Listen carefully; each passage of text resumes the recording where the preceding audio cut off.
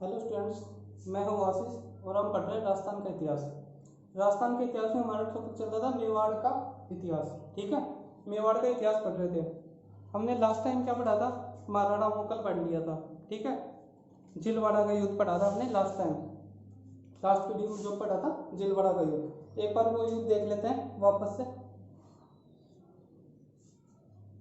ठीक है, इस साइड मेवाड़ था और इस साइड गुजरात।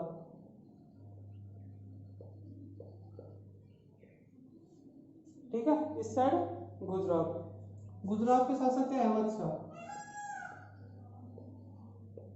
अहमद शाह और मेवाड़ के शासक महाराणा मोकल। कौन थे? महाराणा मोकल। हम किस युद्ध की बात कर रहे हैं? जिलवाड़ा के युद्ध की।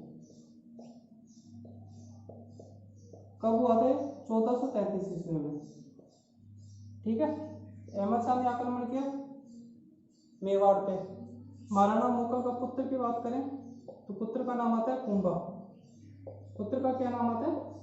कुंभा। ठीक है, यहाँ पे चाचा मेरा और महपा पवार,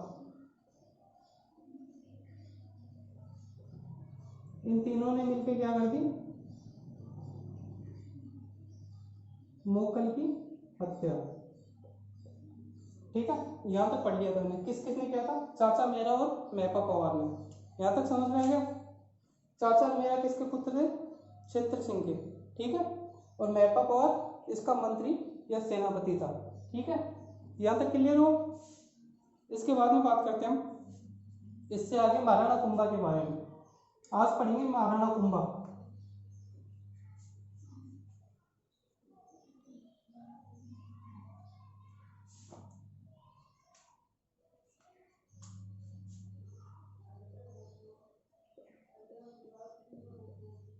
महाराणा कुंभा। महाराणा कुंभा की बात करें तो इसका शासनकाल कब से कब तक था? जिलवाड़ा का युद्ध होता 1433 ईस्वी में। यहाँ पर मोकल की मृत्यु हो गई थी। शासक कौन मर गया? कुंभा। इसके बाद इसकी मृत्यु कब हुई? 1468 ईस्वी में। किसने की थी? इसके पुत्र ने, उदान ने। ठीक है, वो आगे पढ़ेंगे।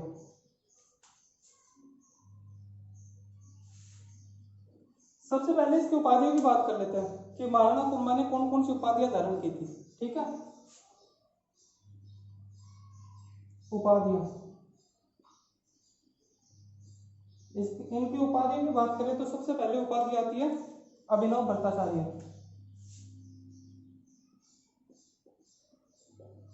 अभिनव भट्टाचार्य। ठीक है, पहली उपाधि। दूसरी उपाधि की बात करें तो हिंदू सुल्तान। हिंदू सुल्तान। ठीक है, तीसरी उपाधि की बात करें राणो रासो। राणो रासो। चौथी उपाधि की बात करें हाल गुरु। पांचवी की सैल गुरु। ठीक है, सैल गुरु। छठी की बात करें राजगुरु। राजगुरु। सातवीं की बात करें नरपति। आठवीं अश्वपति। अश्वपति। ठीक है, एक बार इनके बारे में देख लेते हैं कि ये उपाधि क्यों धारण की थी। जो अभिनव भट्टाचार्य है, ये उपाधि धारण की थी क्योंकि ये संगीत में क्या थे? श्रेष्ठ। इसलिए इन्होंने कौन सी उपाधि धारण की? अभिनव भट्टाचार्य, संगीत में श्रेष्ठ। ठीक है, संगीत में श्रेष्ठ के कारण कौन सी उपाधि धारण की? अभिनव भट्टाचार्य। हिंदू सुल्तान की बात करें तो महान हिंदू राजा। महान हिंदू राजा। इन्होंने अपने शासनकाल में जितने भी युद्ध लड़े हैं महाराणा कुंभा ने, सारे के सारे युद्ध जीते हैं, एक भी युद्ध इन्होंने हारा नहीं है। तो इन्होंने कौन सी उपाधि धारण की? हिंदू सुल्तान। राणा रासो की बात करें, राणा रासो उपाधि धारण की थी कि इनके जो दरबारी विद्वान थे, बहुत सारे दरबारी विद्वान आगे पढ़ेंगे कौन कौन से थे दरबारी विद्वान। तो इन्होंने क्या किया? विद्वानों को आश्रय प्रदान किया, ठीक है, यानी विद्वानों को शरण प्रदान की अपनी, विद्वानों को शरण प्रदान करने के कारण या विद्वानों का आश्रयदाता होने के कारण, आश्रयदाता, ठीक है। इसके बाद बात करें हाल गुरु की। हाल गुरु धारण की थी क्योंकि ये क्या थे? जो दुर्ग थे, पहाड़ी दुर्ग जो पहाड़ियों पे स्थित थे, उनके स्वामी या उनके राजा थे। तो पहाड़ी दुर्गों के स्वामी,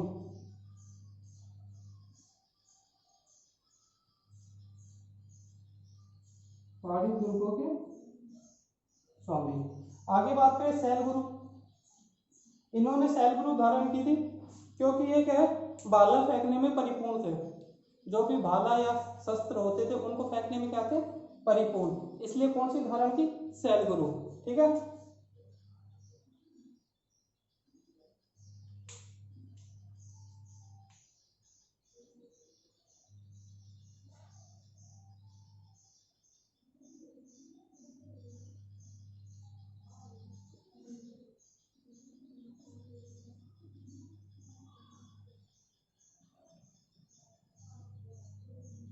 भाला या शस्त्र फेंकने में परिपूर्ण। आगे बात करें राजगुरु, नाम से पता चल रहा है, राज का मतलब राजाओं, राजाओं को शिक्षा देने वाले।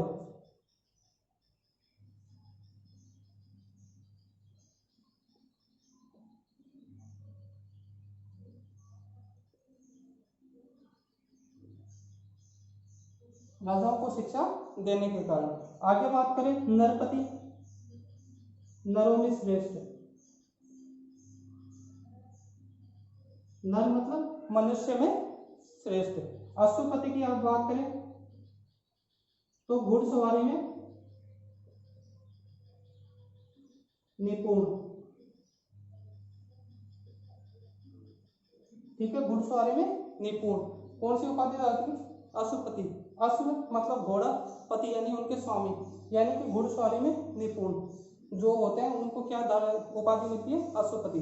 तो इनकी जो मेन उपाधि है उनकी बात करते हैं। अभिनव भट्टाचार्य, संगीत में श्रेष्ठ होने के कारण इन्होंने कौन सी उपाधि धारण की? अभिनव भट्टाचार्य। इसके बाद में बात करें हिंदू सुल्तान। हिंदू सुल्तान की उपाधि क्यों धारण की? क्योंकि उन्होंने जितने भी शासनकाल में, अपने शासनकाल में युद्ध लड़े थे, सारे के सारे उन्होंने जीते थे। तो इन्होंने क्या हुआ? महान हिंदू राजा, ठीक है, महान हिंदू राजा थे तभी तो सारे युद्ध जीते हैं, नहीं एक आधा युद्ध हार जाते। तो इन्होंने कौन सी उपाधि धारण की? हिंदू सुल्तान। इसके बाद में राणा रासो की बात करें, जो विद्वान थे, बहुत सारे विद्वान इनके दरबार में रहते थे, यानी विद्वानों को क्या आश्रय या फिर उनको शरण प्रदान करते थे। तो विद्वानों को आश्रयदाता, विद्वानों का आश्रयदाता, इसलिए क्या उपाधि धारण की? राणा रासो। इसके बाद में चौथी उपाधि की बात करें तो हाल गुरु। हाल मतलब होता है पहाड़ी दुर्ग, ठीक है, तो पहाड़ी दुर्गों के स्वामी होने के कारण क्या धारण की? हाल गुरु। शैल गुरु, शैल गुरु की बात करें भाला या शस्त्र फेंकने में परिपूर्ण, ठीक है। राजगुरु यानी राजाओं को शिक्षा देने के कारण या देने वाले। नरपति, इससे पता चल रहा है नर मतलब मनुष्य, यानी मनुष्य में श्रेष्ठ, यानी नरों में श्रेष्ठ। इसके बाद में बात करें तो अश्वपति यानी कि घुड़सवारी में निपुण। इनकी और उपाधियों की बात करते हैं, अन्य उपाधियों की बात करते हैं। तो अन्य उपाधि आती है, अन्य उपाधि की बात करें, ठीक है, याद रखना राणा राय,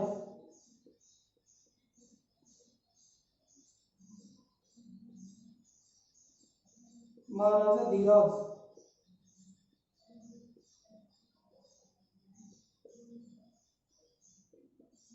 तोडरमल,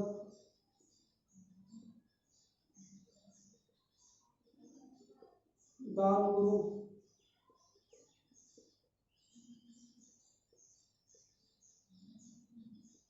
छाप गुरु, ठीक है, दान गुरु, छाप गुरु और लास्ट परम गुरु। ठीक है। इनकी कितनी उपाधियां देखी हमने, 14 उपाधियां। इन्होंने 100 से ज्यादा उपाधियां धारण की थी, ऊपर उनमें जो मैन है वो कितनी है, 14। ये 14 आपको याद करनी है, एक एक उपाधि को याद करना है, और ये तो डिटेल से याद करना है क्योंकि ये इंपॉर्टेंट उपाधि है। ठीक है, इनके बारे में पूछा जा सकता है कि ये उपाधियां धारण क्यों की, किस कारण की, तो कारण इनमें से एक होगा और आपको आंसर देना है इनमें से एक। तो 14 की 14 उपाधियां आपको याद करनी है। वापस से बात करें इन उपाधियों की, तो इनकी पहली उपाधि है अभिनव भट्टाचार्य। अभिनव भट्टाचार्य क्यों धारण की, क्योंकि ये संगीत में क्या है, श्रेष्ठ। दूसरी उपाधि है इनकी हिंदू सुल्तान। ठीक है, हिंदू सुल्तान, हमें इसके सबसे पता चल रहा है कि इसका अर्थ क्या होने वाला है, यानी कि हिंदू महान हिंदू राजा या हिंदू राजा में महान। जो महान हिंदू राजा होता है उसको वो कौन सी उपाधि धारण करता है, हिंदू सुल्तान की। आगे बात करें तीसरी उपाधि की, तो राणो रासो। राणो रासो से क्या समझ सकते हैं हम, विद्वानों को आश्रयदाता। ठीक है, यानी विद्वानों को शरण देने वाले, अपने दरबार में रखने वाले कौन है, राणो रासो।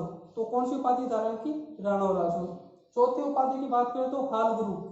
ठीक है, हाल मतलब पहाड़ी दुर्ग, यानी पहाड़ी दुर्गों के स्वामी क्या हुए, हाल गुरु। तो कौन सी उपाधि धारण की, हाल गुरु। अगली उपाधि की बात करें तो शैल गुरु। शैल मतलब भाला या शस्त्र।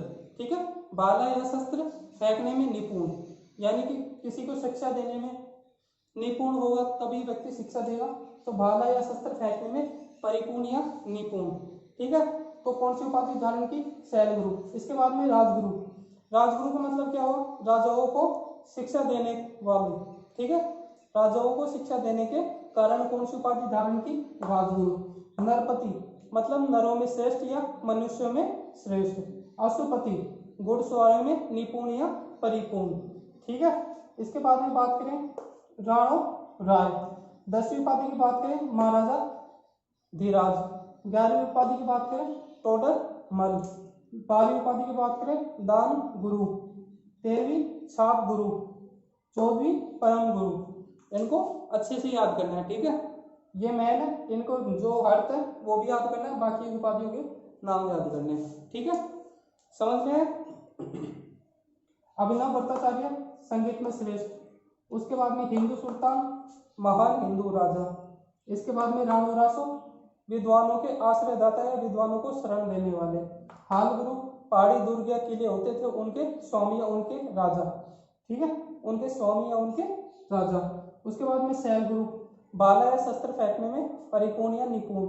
इसके बाद में बात करें राजगुरु राजाओं को शिक्षा देने वाले। ठीक है, यह क्या करते थे, राजाओं को शिक्षा देते थे। आगे बात करें नरपति नरों में श्रेष्ठ या मनुष्य में श्रेष्ठ। इसके बाद में अश्वपति जो घुड़सवारी थी उसमें निपुण, यानी घोड़े नहीं चलाते थे क्या, उसमें परिपूर्ण या निपुण। इसके बाद में बात करें राणो राय, इनकी उपाधि।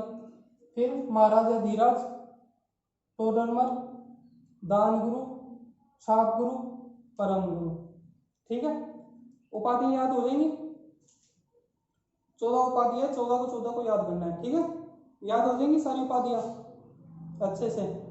आगे बढ़े, आगे देखते हैं। ठीक है हो गया।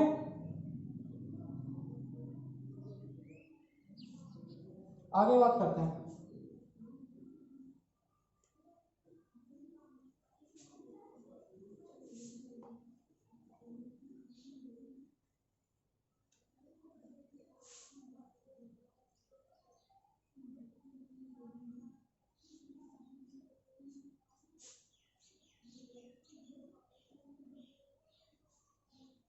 इनको याद कैसे करना है, अभिनव भट्टाचार्य याद हो जाएगा, उसके बाद में हिंदू सुल्तान याद हो जाएगा, फिर पति वाले ले लो नरपति अश्वपति।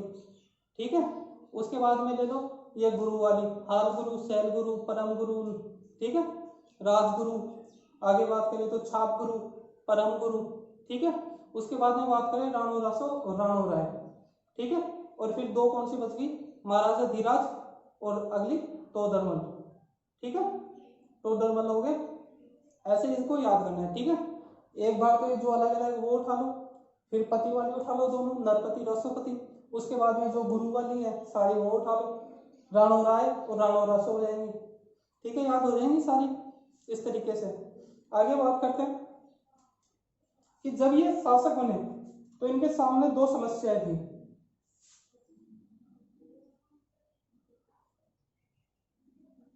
इससे पहले एक चीज देख लेते हैं।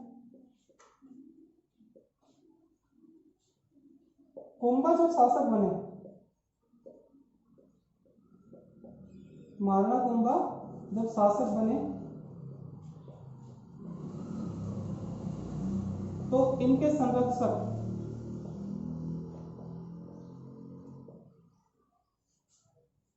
संरक्षक कौन थे? जो राणा चूड़ा थे वो थे। ठीक है, इनके संरक्षक राणा चूड़ा को हटाकर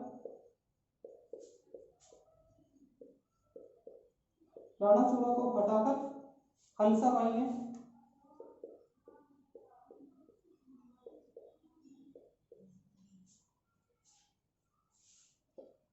रणमल को बना दिया।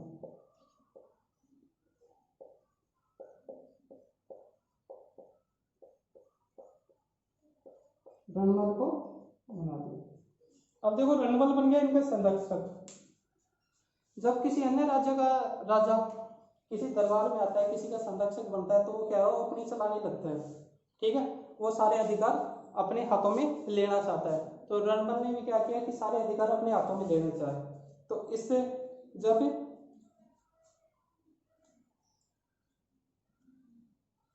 क्या है, महाराणा कुंभा शासक बने तो इनके सामने दो समस्याएं थी। पहली समस्या, इनके पिता के हत्यारे कौन थे? चाचा मेहरा और महपा पवार को मारना। दूसरी बात करें तो दूसरी समस्या क्या थी कि जो रणमल थे, ठीक है, जो रणमल थे उनका हस्तक्षेप, यानी कि वो सारे पावर अपने हाथ में ले रहे थे, सारी शक्ति अपने हाथ में ले रहे थे, तो उनको हटाना या उनके हाथ में जो पावर थी उनको कम करना। ठीक है, तो क्या लिख सकते हैं अपन?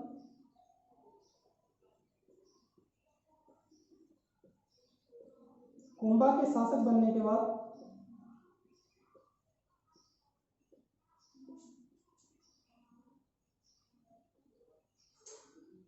प्रमुख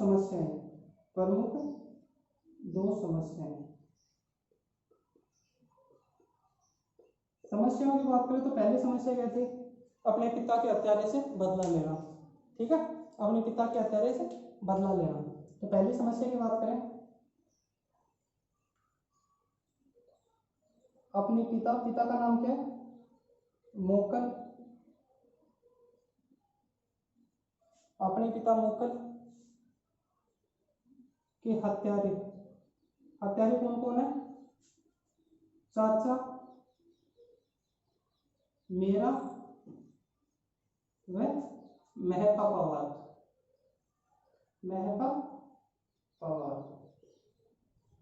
से बदला लेना।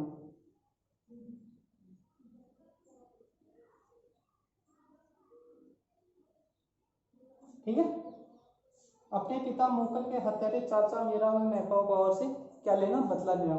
दूसरी समस्या की बात करें तो रणमल के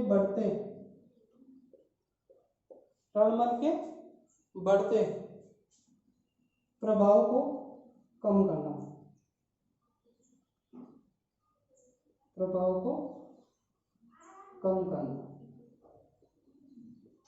ठीक है, यहां तक समझ में आया?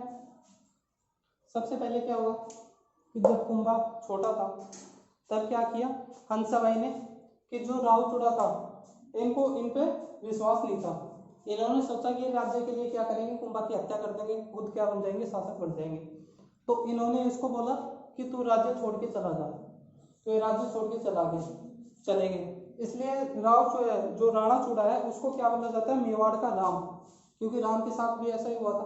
दशरथ के कहने पर, अपने पिता दशरथ के कहने पर क्या हुआ था, अपना राज्य अयोध्या छोड़ के चले गए थे। तो राणा चूड़ा ने भी क्या किया, हंसाबाई के कहने पे क्या किया, मेवाड़ राज्य को छोड़ के चले गए। तो इनको क्या बोला जाता है? मेवाड़ का राम। जब ये छोड़ के चले गए तो इनके संरक्षक के रूप में किसे नियुक्त किया? राव रणमल को, जो कहां के शासक थे? मारवाड़ के। ठीक है, कहां के शासक थे? मारवाड़ के। यहां तक समझ में? आगे बात करें, जब कुंभा शासक बना तो इसके सामने दो बड़ी समस्याएं थी। समस्या कौन सी? पहली समस्या, अपने पिता के हत्यारे, हत्यारे कौन कौन थे? चाचा, मेरा और मेहपा पवार, ठीक है, इनसे बदला लेना।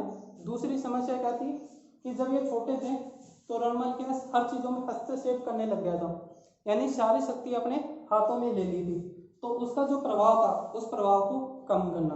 तो इन्होंने पहली समस्या पहले ये समझाई, फर्स्ट वाली, ठीक है। यहाँ तक समझ में आया? यहाँ तक समझ में आ गया? आगे बढ़े, आगे बढ़ते हैं।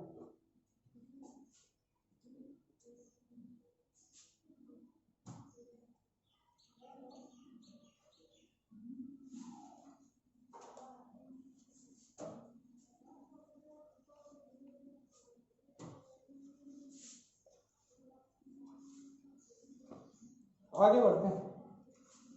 तो सबसे पहले पहली समस्या का हल देखते हैं। महाराणा कुंभा ने क्या किया? रणमल और राघव देव, राघव देव कौन है? मैंने आपको पढ़ाया था कि जो महाराणा लाखा थे इसके 3 पुत्र थे, कौन कौन से? राणा चूड़ा, राघव देव और हंसाबाई, और लाखा से उत्पन्न मोकर। तो राघव देव कौन है? कुंभा का एक तरीके से देखा जाए तो चाचा या ताऊ, जो भी कह सकते हो आप, वो थे, ठीक है। रणमल प्लस में राघव देव, ठीक है। रणमल और राघव देव को क्या किया? उन्होंने सेना लेके भेज दिया कि आप जाओ और चाचा मेहपा पवार और मेहरा को मार के आओ, ठीक है। तो ये क्या करे, इन्होंने क्या किया? सेना लेके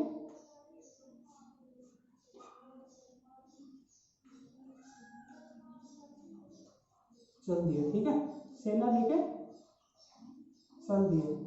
और आक्रमण किस पे किया?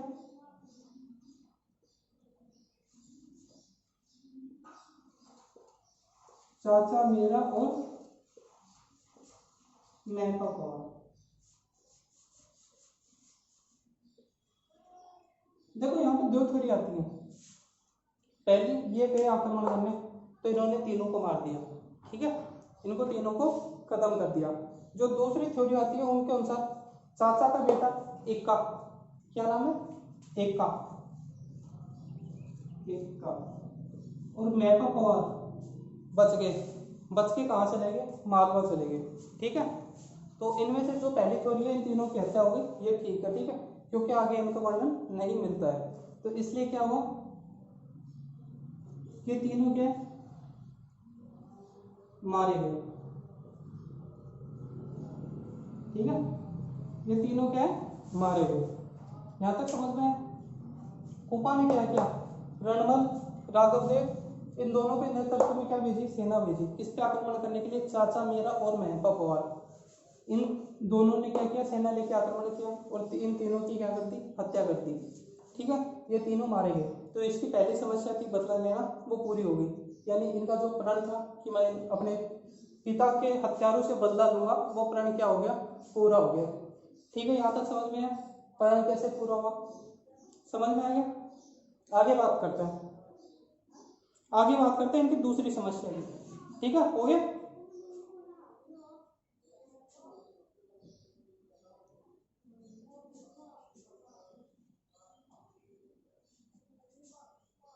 इनकी दूसरी समस्या की बात करते हैं।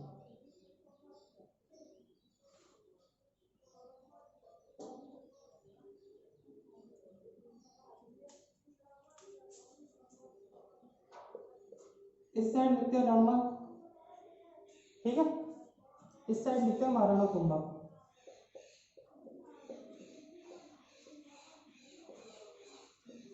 महाराणा कुंभा, ठीक है। रणमल ने क्या किया? सबसे पहले जब शक्ति किसी इंसान के हाथ में आती है तो वो क्या करता है कि अपने बंदों को वहां बिठाता है और जो दूसरे बंदे अपोजिट बंदे हैं उनको क्या है? बाहर निकालता है। तो इनके बंदे, अपोजिट बंदों की बात करें, जो सिसोदिया सरदार थे, यानी कि जो कुंभा हो थे, कुंभा के परिवार थे, वंशज थे, वो क्या थे? सिसोदिया थे, सिसोदिया गांव से आए थे, क्योंकि हमें सिसोदिया गांव से आया था, सिसोदा गांव से। तो उन सरदारों को क्या बोला गया? सिसोदिया सरदार। तो रणमल ने क्या किया? सिसोदिया सरदार को हटाया और राठौड़ सरदार को बैठाया। अब राठौड़ से आप समझ सकते हो कि मारवाड़ से आए, तो मारवाड़ सरदारों को क्या किया? उनकी जगह रिप्लेस कर दिया। या परिवर्तित कर दिया, उनकी जगह बैठा दिया। ठीक है, तो सबसे पहले क्या किया,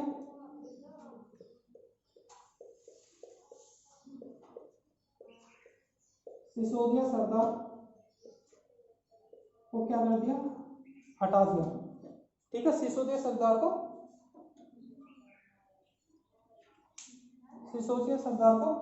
हटा दिया। ठीक है, इनको तो हटा दिया और बैठा किसे दिया, राठौर सरदारों को,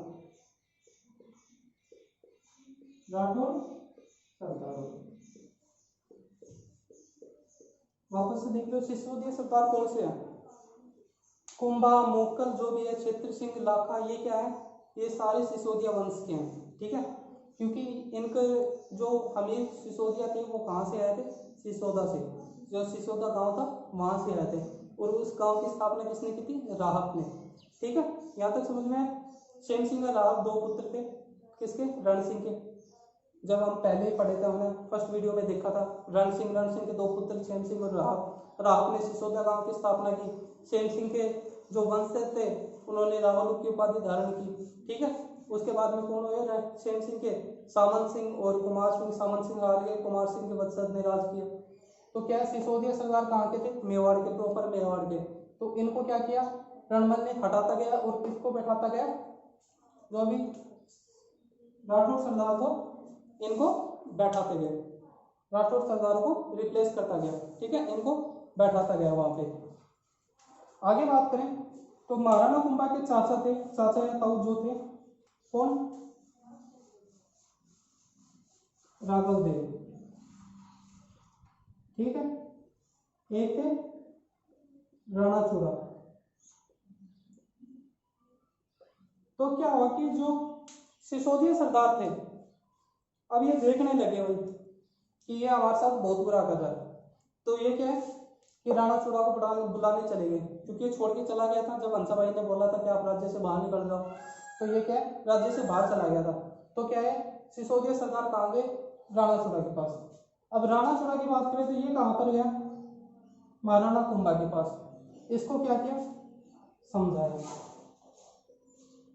कि भाई जो रणमल है वो अच्छा आदमी नहीं है, वो आपका राज्य हड़प लेगा और आपको बाहर निकाल देगा या आपको मार देगा। ठीक है, इसको ही समझ में। इतनी देर में क्या कर दिया इसने, रणमल ने जो राघव देव है उसकी हत्या कर दी, राघव देव की क्या कर दी, हत्या। ये समझा रहे थे, इतनी देर में क्या कर दी, हत्या। अब महाराणा कुंभा की फिट बैठ गई कि भाई रणमल जो अच्छा आदमी नहीं है, मेवाड़ पे क्या कर लेगा, अधिकार कर लेगा युद्ध करके, क्योंकि रिप्लेस कर रहे हैं अपने राठौर सरदारों को, सारी पावर इसके हाथ में चली जाएगी, फिर मैं कुछ नहीं कर पाऊंगा। तो इसने क्या किया, इसकी एक दासी थी रणमल की, जिसका नाम है भारमली।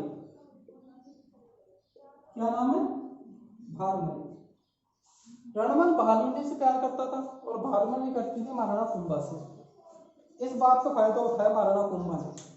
ठीक है, भारमली को क्या बोला, यहाँ पे दो बातें आती हैं कि रणमल की मृत्यु थी। एक आती है, महाराणा कुंभा ने भारमली से बोला कि इसको क्या दो, जहर दे दो। तो भारमली ने क्या किया, इसको जहर दे दिया, इसकी क्या होगी, मृत्यु। दूसरी थ्योरी आती है कि महाराणा कुंभा ने भारमली को बोला इसको ज्यादा से ज्यादा शराब पिला दो। इसने इसको शराब पिला दिया, इसको बेहोश कर दिया, फिर इसको खाट के बांध के तलवारों से हत्या कर दी। लास्ट में क्या हुआ, भारमली ने क्या किया, रणमल की हत्या कर दी। ठीक है, डायरेक्टली एंड इनडायरेक्टली रूप में। तो भारमली ने क्या किया, रणमल की जहर पिलाकर हत्या कर दी, जहर पिलाकर हत्या कर दी, किसने, भारमली ने रणमल की। देखो यहाँ से दोनों काम हो गए। इनका पहला जो प्रण था अपने पिता के हत्यारों से बदला लेना, वो भी पूरा हो गया। रणमल ने राघव देव के नेतृत्व में क्या भेजी, सेना भेजी, जिन्होंने चाचा मेरा और महपा पवार की क्या कर दी, हत्या कर दी। पहला काम खत्म। दूसरी बात, यहाँ रणमल की क्या होगी, हत्या होगी। कैसे हुई, महाराणा कुंभा ने उसकी दासी से क्या बोला, भारमली से, इसको क्या दे दो, जहर दे दो और इसकी मृत्यु करवा दो। तो भारमली ने क्या किया, रणमल को जहर पिला दिया और उसकी क्या होगी, हत्या होगी। यहाँ से दोनों काम हो गए। इसका एक पुत्र था रणमल का, रणमल का पुत्र था, उसका नाम था रावजोधा।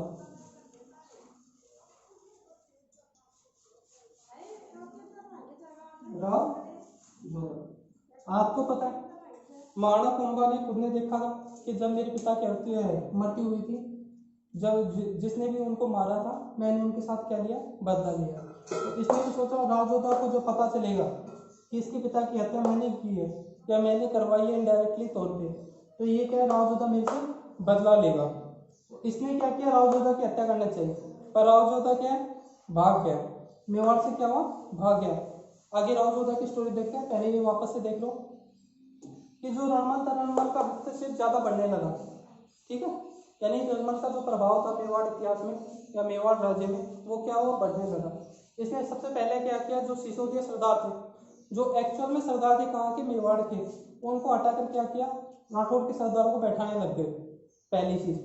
ठीक है, दूसरी चीज इन्होंने क्या किया, राघव देव जो महाराणा कुंभा के चाचा या ताऊ जो भी थे, उनकी क्या करवा दी, हत्या करवा दी। इसके बाद हम बात करें तो जो सिसोदिया सरदार है वो किसको बुला के लाए, राणाचूड़ा को, क्योंकि ये राज्य छोड़ के चले गए थे हंसाबाई के कहने पे, इसलिए इनको क्या बोला जाता है, मेवाड़ का राम।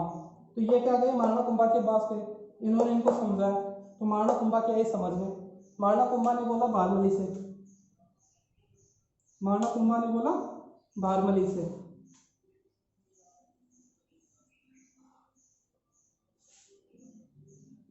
हत्या करने के लिए बोला, हत्या करने के लिए बोला। ठीक है, भारमली को बोला हत्या करने के लिए।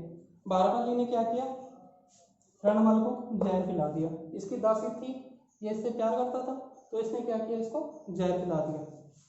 यहाँ तक समझ में है, रणमल की हो गई मृत्यु। ठीक है, रणमल यहाँ पे मर गए और इनका जो पुत्र था रणमल का क्या नाम था, रावजोधा, वो यहाँ से भाग गया। समझ में है यहाँ तक, आगे बात करते हैं।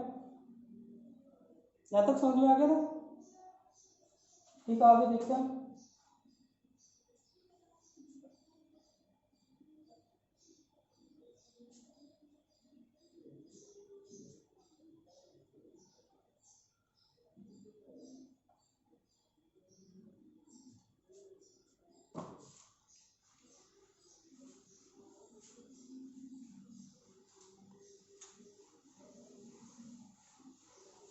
ये हो गया मेवाड़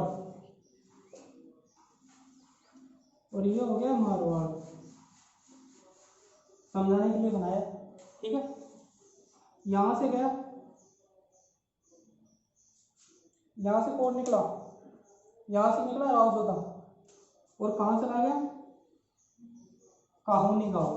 कहां चला गया, काहुनी गांव। कौन चला गया, रावजोधा। ठीक है, रावजोधा काहुनी गांव में चला गया, वहां पे क्या हुआ, छुप गया। इसके बाद में यहाँ के शासक कौन थे, महाराणा कुंभा। और हम बात करें यहाँ पे मंडोर की, किसकी, मंडोर की। ठीक है, तो ये क्या हुआ, इसके साथ कौन था, राणाचूड़ा। कौन था, राणाचूड़ा। राणाचूड़ा ने क्या किया कि इसका पीछा किया रावजोधा का, और ये कहाँ पे पहुंच गया, मंडोर पहुंच गया, और इसने मंडोर पे क्या कर लिया, अधिकार कर लिया। किसने, राणाचूड़ा ने। ठीक है, राणाचूड़ा ने क्या किया, मंडोर पे क्या कर लिया, अधिकार कर लिया, और यहाँ पे कुछ दिन रहा। कुछ दिन रहने के बाद इसने किलेदार किसको बना दिया, आहाला हिगोला। आहाला हिगोला को क्या बना दिया, किलेदार बना दिया। समझ में, रावचूड़ा ने पीछा किया रावजोधा का, जो राणाचूड़ा इसने किसका पीछा किया, रावजोधा का। कहाँ पहुंच गया, मंडोर। मंडोर पे क्या कर लिया, अधिकार कर लिया। किसने, राणाचूड़ा ने। ठीक है, राणाचूड़ा ने क्या कर लिया, अधिकार कर लिया। कुछ दिन यहीं पर वापस कहाँ गया राणाचूड़ा, मेवाड़ आ गया, और यहाँ का किलेदार किसे बना दिया, मंडोर का किलेदार बना दिया आहाला हिगोला को। ठीक है, इसके बाद में जैसे ही पता चला रावजोधा को कि भाई राणाचूड़ा गया, तो इसने क्या कर दिया, आक्रमण। आक्रमण करके क्या कर दी, अहाला ईगोला की हत्या, प्लस में हत्या, समझ में आया? आक्रमण करके क्या कर दिया? हत्या। और मंडोर पे क्या कर लिया? अधिकार। तो वापस मारवाड़ पे किसका अधिकार हो गया? राव जोधा का। पहले किसका हो गया था? राणा चूड़ा का। यहां तक समझ में आया? इसको अगर लाइन में लिखे अपन तो लाइन में लिख के देखते हैं एक बार।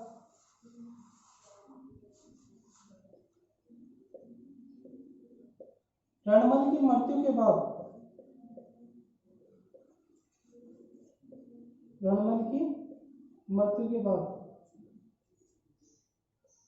राव जोधा, राव जोधा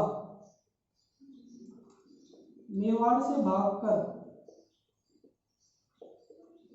मेवाड़ से भागकर काहुनी गांव में चला गया, काहुनी गांव में चला गया।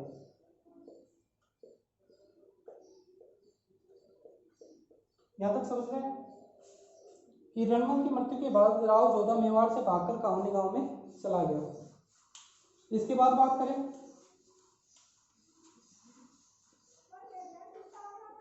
राणा चोड़ा ने राव जोधा का पीछा किया, राव जोधा का पीछा किया तथा मंडोर पर अधिकार कर लिया, मंडोर पर अधिकार कर लिया, अधिकार कर लिया।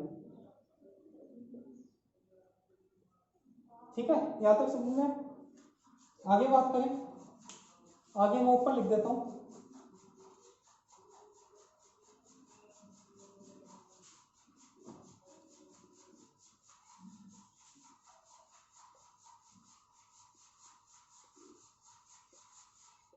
कुछ दिन मंडोर में रहने के बाद, कुछ दिन मंडोर में रहने के बाद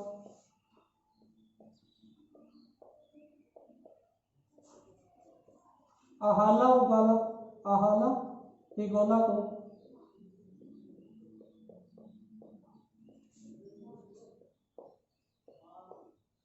किलेदार बनाकर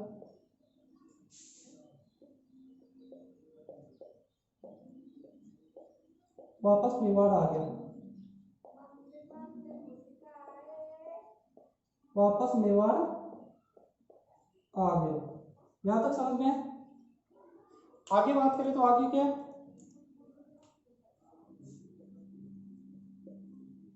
राव जोधा ने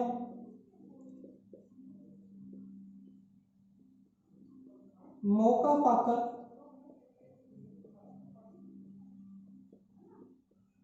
मंडोर पर हमला करके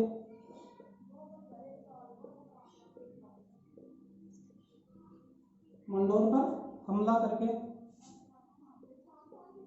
आहाला ईगोला की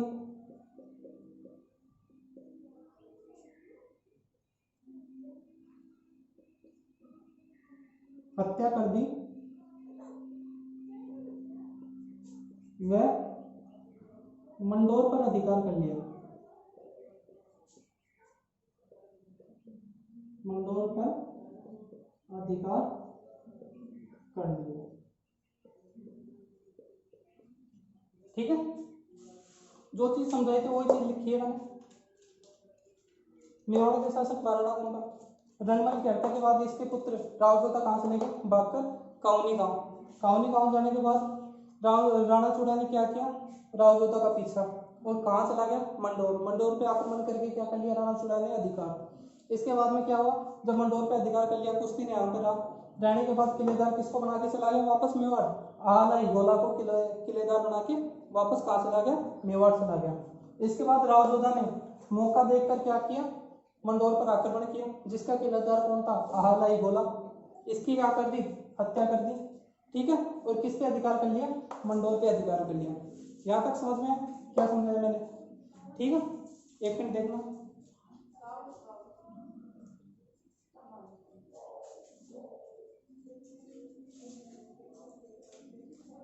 समझ में आया ना?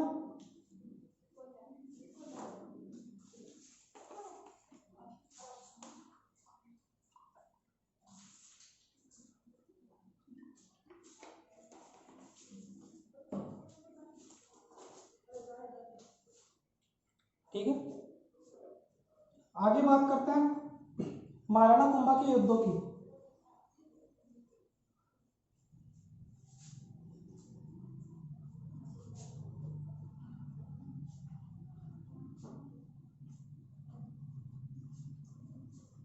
आगे बात किसकी करते हैं? महाराणा कुंभा के युद्धों की।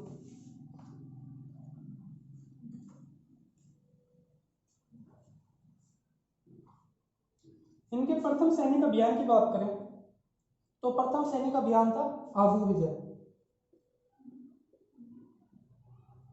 आबू विजय, आबू विजय इनका पहला या प्रथम सैनिक अभियान था। ठीक है, प्रथम सैनिक अभियान, प्रथम सैनिक अभियान, प्रथम सैनिक अभियान कौन सा हो गया? आबू विजय। आबू विजय की बात करते हैं प्रथम सैनिक अभियान। तो यह हो गया भाई अपना मेवाड़, और ये हो गया अपना सिरोही, यह हो गया अपना सिरोही। यहाँ का शासक हो गया शेषमल। यहाँ का शासक कौन है? शेषमल। राजा कौन है? शेषमल। यहाँ का राजा महाराणा कुंभा, महाराणा कुंभा। इन्होंने क्या किया? यहां से एक सेना भेजी, किसके नेतृत्व में? नाहर सिंह डोडिया, नाहर सिंह डोडिया के नेतृत्व में।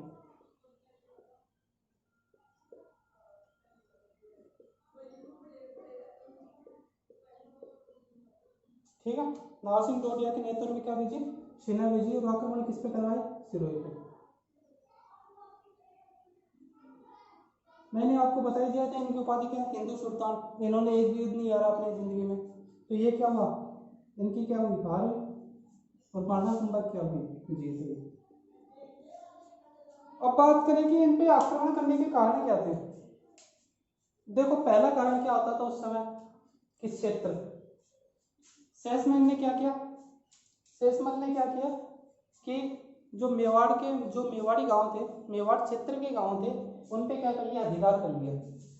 पहला रीजन क्षेत्र होता है। दूसरा रीजन क्या था कि जो भी आक्रमणकारी आता था वो क्या है? सिरोही के रास्ते आता था।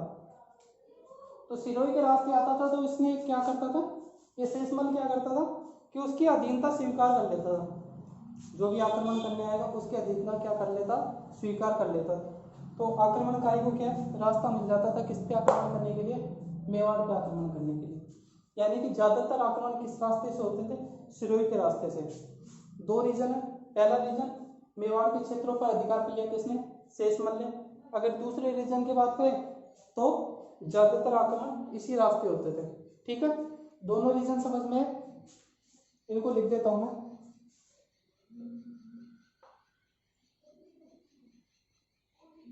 शेषमल के द्वारा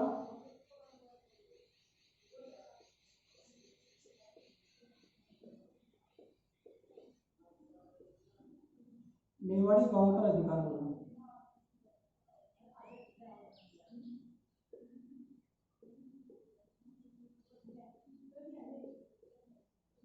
मेवाड़ी गांव पर अधिकार कर देना। ठीक है, दूसरे रीजन की बात करें, ज्यादातर आक्रमणकारियों का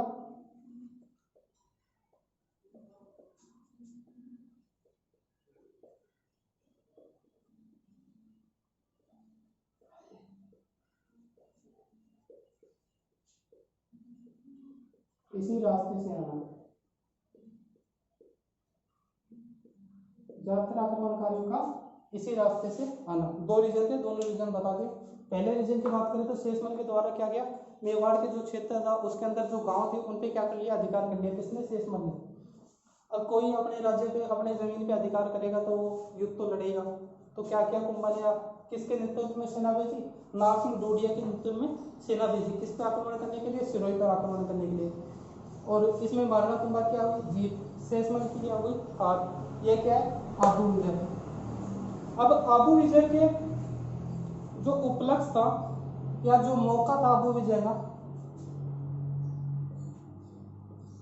आबू विजय के उपलक्ष्य में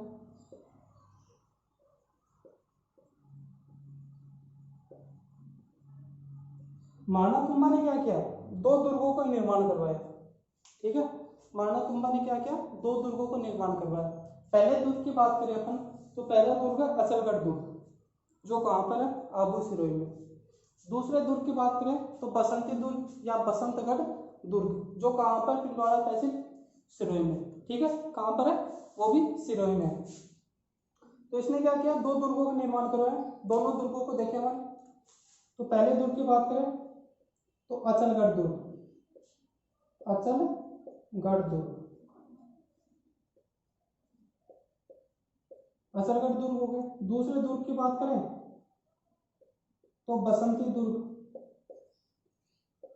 बसंती दुर्ग, या इसको क्या बोलते हैं? बसंत, यानी है क्या लिख देता हूं, बसंतगढ़ दुर्ग, बसंतगढ़ दुर्ग। ये दोनों कहां पर है? सिरोही में। कहाँ है? सिरोही में स्थित है। ठीक है, समझ में? सिरोही का आक्रमण करने के 2 रीजन। पहले रीजन की बात करें तो शेषमल के द्वारा मेवाड़ी गांव पर अधिकार कर लेना, पहला रीजन। दूसरे रीजन की बात करें, ज्यादातर आक्रमणकारियों का इसी रास्ते से आना। ठीक है, इसी रास्ते से आना और मेवाड़ पे क्या कर लेना? आक्रमण कर देना। तो इसने क्या किया? महाराणा कुंभा ने नारसिंह डोडिया, नाम याद कर लेना, नारसिंह डोडिया के नेतृत्व में क्या भेजी? सेना भेजी। किस पर आक्रमण करने के लिए? सिरोही पे आक्रमण करने के लिए। हाँ जी, नारसिंह डोडिया है। सिरोही पे क्या किया इन्होंने? आक्रमण। सिरोही छोटा राज्य था, आराम से जीत लिया किसको? सिरोही को। यहाँ के शासक कौन थे? शेषमल। शेषमल की क्या हो गई? हार होगी। अब महाराणा कुंभा जीते तो इन्होंने क्या किया? इस उपलक्ष्य में आबू विजय, आबू विजय के उपलक्ष्य में क्या किया? 2 दुर्गों का निर्माण करवा दिया। पहले दुर्ग की बात करें तो अचलगढ़ दुर्ग, दूसरे दुर्ग की बात करें बसंती दुर्ग या बसंतगढ़ दुर्ग। ठीक है, बसंती दुर्ग या बसंतगढ़ दुर्ग, 2 दुर्गों का निर्माण करवाया। आबू विजय समझ में? आगे बात करते हैं। ठीक है, यहां तक समझ में आ गया ना? आगे बात करते हैं अगले विजय की। अब बात करते हैं नागौर विजय। नागौर विजय की कहानी देखते हैं क्या होगा।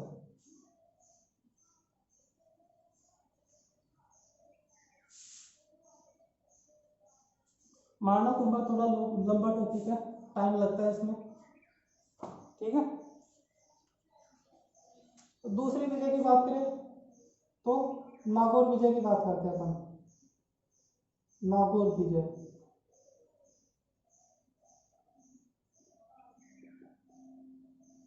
लो जी, ये हो गया नागौर।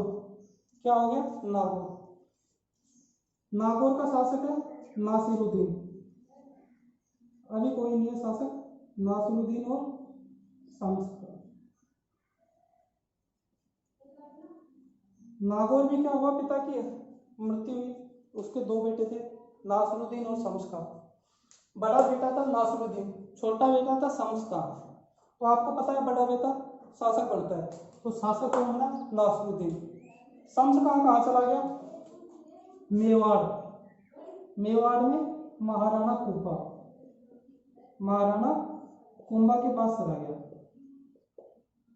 शम्स कहाँ चला गया? महाराणा कुंभा के पास। क्या मांगी? मदद। मदद किस चीज की मांगी? कि आप नासिरुद्दीन को हरा दो और मेरे को क्या? नागौर का शासक बना दो। मैं आपका आजीवन सामंत रहूंगा या दास रहूंगा, आपकी अधीनता स्वीकार करता हूँ। आपकी जो शर्तें हैं सारी शर्तें मैं मानने के लिए तैयार हूँ, बस मेरे को क्या बना दो? नागौर का शासक बना दो। तो कुंभा ने बोला मेरी जो मुख्य शर्तें हैं मैं आपको बता रहा हूँ। कुंभा ने क्या क्या शर्तें रखी थी इनके सामने। कुंभा ने शर्तें रखी, पहली चीज गो हत्या नहीं होगी। ठीक है, दूसरी बात जो नागौर दुर्ग है उसका पुनर्निर्माण नहीं होगा। ठीक है, पुनर्निर्माण नहीं होगा मतलब अगर पुनर्निर्माण होता है नागौर दुर्ग का तो क्या होगा कि ऊंची ऊंची दीवारें बना लेगा ये, तो क्या होगा नागौर दुर्ग क्या हो जाएगा, सुरक्षित हो जाएगा और कुंभा क्या नहीं कर पाएगा वापस से, अगर ये बात ना माने तो वापस से क्या नहीं कर पाएगा, इस पे विजय या फिर जीत नहीं पाएगा इसको। तो इसने क्या बोला, नागौर दुर्ग का पुनर्निर्माण नहीं होना चाहिए। ठीक है, समझ में है। बात करें पहली की कि गो हत्या नहीं होगी, इसके बाद में नागौर का पुनर्निर्माण नहीं होगा, और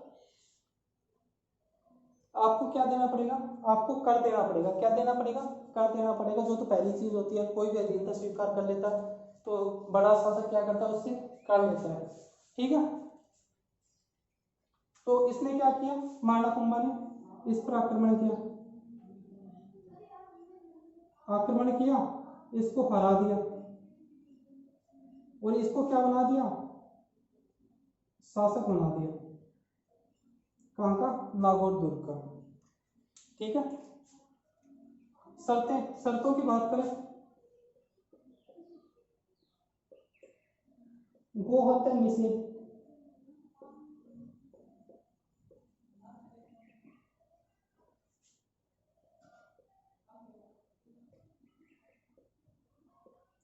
नागौर दुर्ग का पुनर्निर्माण नहीं होगा।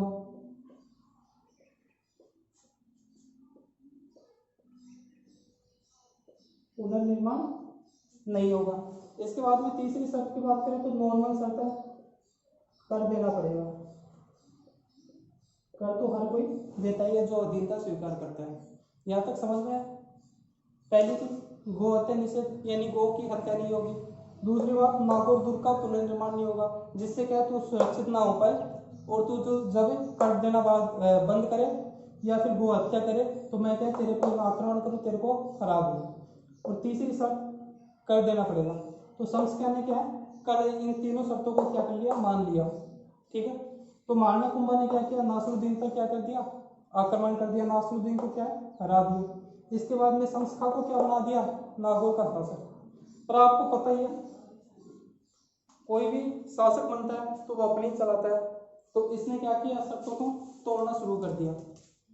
जब मेवाड़ के जो सैनिक थे इससे कर लेने गए तो इसने बोला कि कौन है महाराणा कुंभा, मैं नहीं जानता कौन है। इसके बाद इसने जो नागौर का दुर्ग है उसका पुनर्निर्माण चालू करवा दिया, गो हत्या करनी चालू कर दी। तो महाराणा कुंभा ने क्या किया कि भाई तेरा बहुत हो गया, अब देखते हुए अब तू गया गांव से, तो क्या कर दिया, इस पे आक्रमण कर दिया।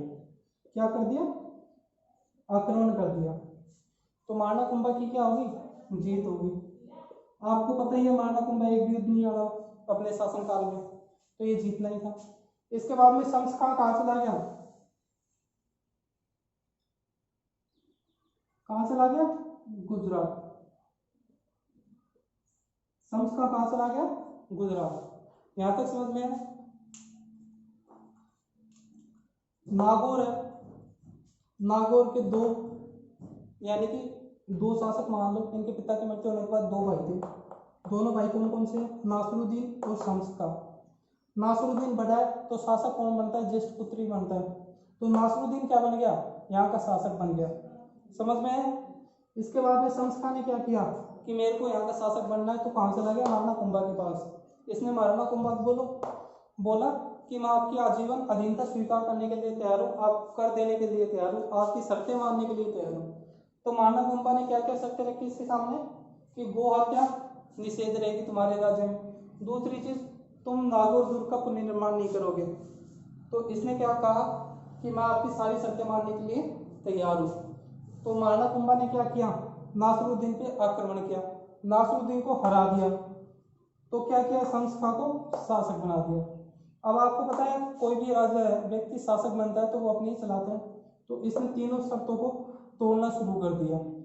तो इससे प्रभावित होकर ये बात जब महाराणा कुंभा को पता चली तो इसने क्या कर दिया, नागौर दुर्ग का आक्रमण करने के बाद इसकी क्या होगी, जीत होगी और संस्था की क्या होगी, हार होगी। संस्था यहाँ से बचकर भाग गया, कहाँ चला गया, गुजरात चला गया। तो अब जब अगली विजय कौन सी विजय, गुजरात विजय। ठीक है, क्योंकि एक एक को शत्रु को नहीं छोड़ना, सबको पकड़ के रखना है। तो ये कहाँ चला गया, गुजरात चला गया, तो अगला नंबर गुजरात का। यहाँ तक समझ में आया? ठीक है, यहाँ तक समझ में आया ना। आगे बात करते हैं गुजरात विजय की। अब ये चला गया गुजरात।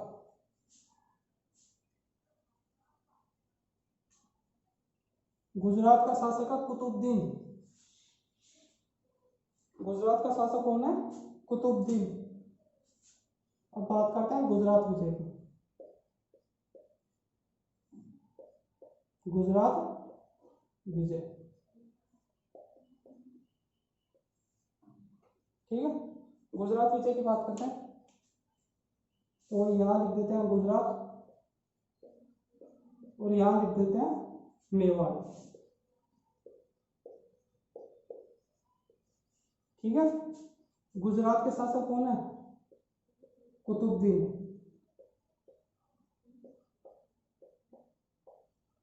और प्लस में कौन हो गए, कौन चले गए, संस्का। संस्का गुजरात गया। गुजरात जाने के बाद बड़ी बड़ी फैक्ट्री लग गया। क्या, अगर मेरे पास 50,000 सैनिक और होते तो मैं मारना कुंभा को धूल चटवा देता। इसके पास थी 1.5 लाख सेना, कि भाई सेना तो मेरे पास बहुत है। अब क्या करता है, मेवाड़ पर आक्रमण करते हैं और जो भी राज्य होगा उसको क्या है, बराबर बराबर हिस्से में बांट लेंगे, ठीक है। मेवाड़ राज्य को क्या करेंगे, बराबर हिस्सों में बांट लेंगे। तो ये दोनों कहाँ चले गए, मारना कुंभा। इस साइड कौन है, मेवाड़ का शासक मारना कुंभा।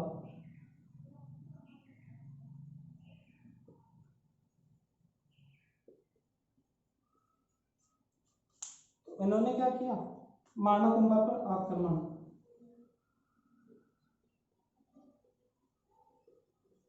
अब क्या है, मारना कुंभा क्या है, शक्तिशाली प्रतिभाशाली व्यक्ति थे। इन्होंने क्या किया, दोनों को हरा दिया साथ में। तो इन दोनों की क्या हो गई, हार हो गई, जिसमें संस्का की क्या हो गई, मृत्यु हो गई। और ये भागकर कहां चला गया, गुजरात, ठीक है। मारना कुंभा क्या हो गई, जीत हो गई। गुजरात विजय समझ में।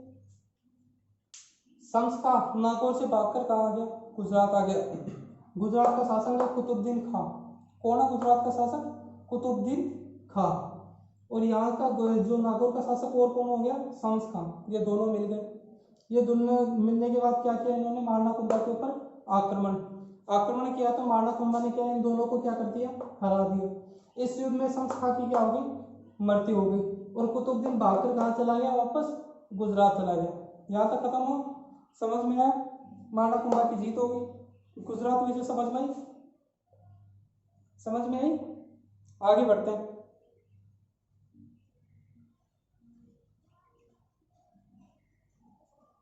ठीक है, अब आते हैं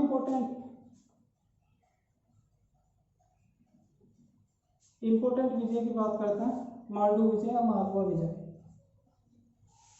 कौन सी, मांडू या मालवा विजय की बात करते हैं।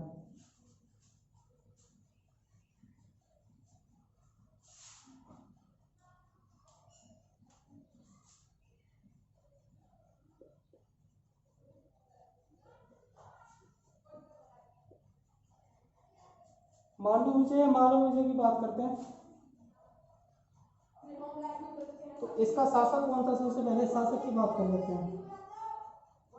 इसके शासक थे महमूद खिलजी। कौन, महमूद खिलजी प्रथम।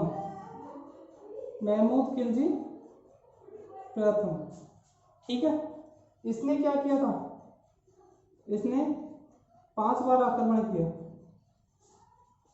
किस पर, मेवाड़ पर। और 5 बार में क्या मिली, हार मिली। फिर भी आक्रमण करता रहा। आगे बात करें तो इसने इसकी कुलदेवी, मेवाड़ के शासकों की कुलदेवी, मेवाड़ के शासकों की कुलदेवी की मूर्ति को तोड़कर, कुलदेवी की मूर्ति को तोड़कर क्या किया, मांस काटने वाले व्यक्ति को दे दिया, मांस काटने वाले व्यक्तियों को दे दिया।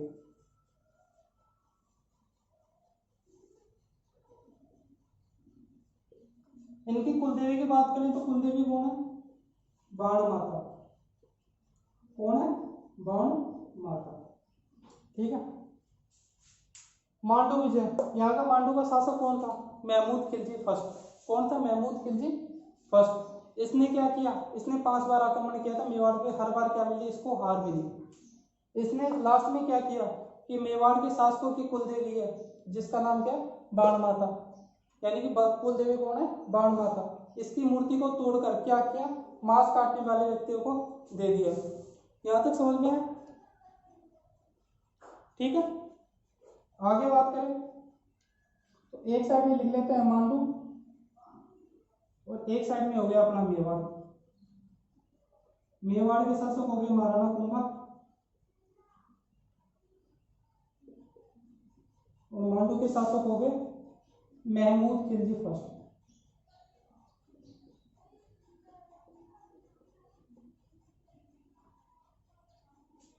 अब क्या हुआ भाई, महाराणा कुंभा ने क्या किया, महमूद खिलजी पे आक्रमण। महमूद खिलजी की क्या हो गई, हार हो गई, और महाराणा कुंभा क्या हो गई, जीत हो गई। ठीक है। इसके बाद महाराणा कुंभा ने क्या किया कि जो खिलजी था इसको 6 महीने बंदी बनाकर रखा, बंदी बनाकर रखा, तथा उसके बाद रिहा कर दिया। रिहा कर दिया। बंदी बनाकर रखना और रिहा करना क्या दिखाता है, महाराणा कुंभा की दानवीरता। ये कितने दयालु व्यक्ति थे, कौन, महाराणा कुंभा, कि अपने शत्रु को क्या कर दिया, रिहा कर दिया। 6 महीने तक बंदी बनाकर रखा, उसके बाद क्या कर दिया, रिहा कर दिया। किसे कर दिया, महमूद खिलजी को। देखो महमूद खिलजी कहाँ का शासक है, पहले मांडू का शासक। इसके बाद इसने क्या किया, मेवाड़ पर 5 बार आक्रमण किया, 5 बार इसको क्या मिली है, हार मिली है। आगे देखे तो इसने लास्ट बार जब आक्रमण किया था मेवाड़ पे, तो मेवाड़ के शासकों की कुलदेवी जिनका नाम क्या है, बाण माता, उनकी मूर्ति को तोड़कर क्या किया, मांस काटने वाले व्यक्तियों को बेच दिया या फिर उनको दे दिया। ठीक है। इससे गुस्सा होकर महाराणा कुंभा ने क्या किया, महमूद खिलजी पे आक्रमण कर दिया। महमूद खिलजी फर्स्ट पे क्या कर दिया, आक्रमण कर दिया। महमूद खिलजी फर्स्ट की क्या हो गई, हार। महाराणा कुंभा की क्या हो गई, जीत। महमूद खिलजी को क्या किया इसने, 6 महीने बंदी बनाकर रखा, उसके बाद क्या कर दिया, रिहा कर दिया। ये वापस कहाँ चला गया, वापस मांडू आ गया। यहां तक समझ में आया। इतिहास में ये युद्ध कहलाता है सारंगपुर का युद्ध, सारंगपुर का युद्ध। ठीक है। कब लड़ा गया था, 1437 ईस्वी में। ये याद कर लेना। कौन सा युद्ध है, सारंगपुर का युद्ध। कब लड़ा गया, 1437 ईस्वी में। किस किस के बीच, मेवाड़ के शासक महाराणा कुंभा और मांडू के शासक महमूद खिलजी फर्स्ट के बीच। ठीक है, महमूद खिलजी फर्स्ट के बीच और मेवाड़ के शासक महाराणा कुंभा के बीच लड़ा गया। कौन सा युद्ध, सारंगपुर का युद्ध। कब लड़ा गया था, 1437 ईस्वी में। इसमें किसकी हार हुई थी, महमूद खिलजी की हार। ठीक है। महमूद खिलजी को क्या किया, महाराणा कुंभा ने 6 महीने तक बंदी बनाकर रखा और उसके बाद क्या कर दिया, रिहा कर दिया। इसमें महाराणा कुंभा क्या हुई, जीत। देखो इसके साथ एक फैक्ट जुड़ा हुआ है, क्या, बहुत बड़ा फैक्ट है। सारंगपुर, यहां लिख देता हूं मैं ऊपरी पर, सारंगपुर विजय के मौके पर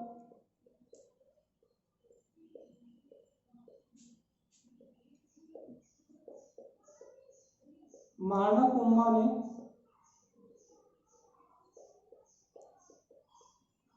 चित्तौड़ में विजय स्तंभ बनवाया।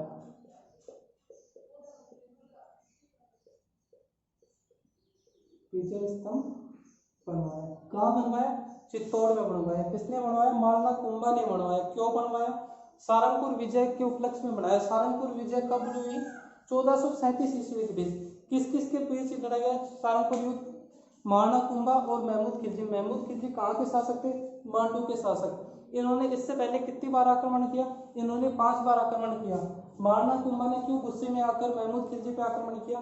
क्योंकि इन्होंने मेवाड़ के शासकों की कुलदेवी जिसका नाम क्या है बाण माता, बाण माता की मूर्ति को तुड़वाकर क्या किया? मांस काटने वाले व्यक्तियों को दे दिया था।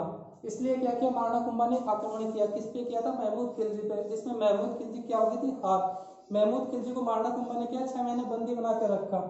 ठीक है, महाराणा कुंभा ने महमूद खिलजी को 6 महीने बंदी बना के रखा। उसके बाद क्या कर दिया? रिहा कर दिया। इससे महाराणा कुंभा के किस गुण का पता चलता है? दयालुता का। ठीक है, जो महाराणा कुंभा है बहुत दयालु व्यक्ति है। यहाँ तक समझ में है? ये पूरी मांडू विजय समझ में। इसमें क्या क्या हो? सारंगपुर विजय के उपलक्ष्य में क्या किया महाराणा कुंभा ने? चित्तौड़गढ़ दुर्ग में क्या कर दिया? विजय स्तंभ की निर्माण करवाया। विजय स्तंभ का निर्माण करवाया। विजय स्तंभ के बारे में डिटेल से हम आगे पढ़ेंगे। ठीक है, यहाँ तक ये समझ लो कि सारंगपुर विजय के मौके पर महाराणा कुंभा ने क्या किया? चित्तौड़ में विजय स्तंभ की स्थापना करवाई, जिसकी ऊंचाई कितनी है? 120 या 22 फीट। जिसकी चौड़ाई कितनी है? 24 फीट। जिसमें कितनी सीढ़ियां? 157 सीढ़ियां। जिसके वास्तुकार कौन कौन है? जेता पूंजा नापा और जेता पूंजा नापा, ये इसके वास्तुकार हैं। कब से कब तक हुआ? 1440 से 1448 के बीच में इसका निर्माण हुआ। इस पे एक प्रशस्ति है। कौन सी प्रशस्ति है? कीर्ति स्तंभ प्रशस्ति है, विजय स्तंभ प्रशस्ति। उसका निर्माण किसने किया? उसका निर्माण शुरू तो किया था अत्रि भट्ट ने और अंत किसने किया? महेश भट्ट ने, जो क्या था इसका पुत्र है। यहाँ तक समझ में आ गया सब कुछ? ठीक है, यहाँ तक समझ में आया? मांडू विजय। महमूद खिलजी फर्स्ट, इसने मेवाड़ पर 5 बार आक्रमण किया। महाराणा कुंभा ने क्यों गुस्से में आक्रमण किया? क्योंकि मेवाड़ के शासकों की कुलदेवी की मूर्ति को तोड़कर क्या किया? मांस काटने वाले व्यक्तियों को दे दिया। तो महाराणा कुंभा ने क्या किया?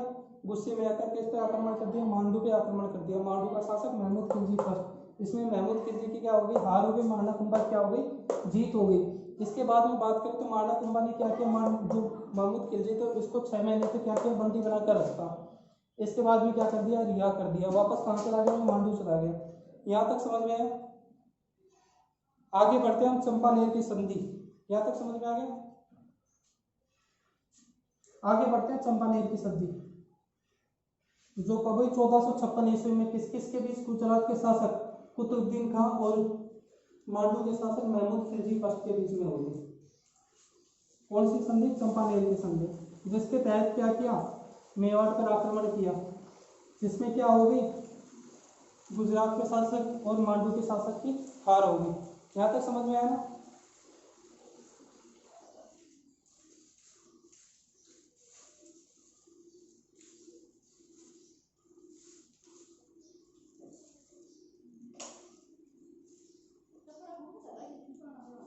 तो ये देखो, बात करते हैं चंपानेर की संधि की। चंपानेर संधि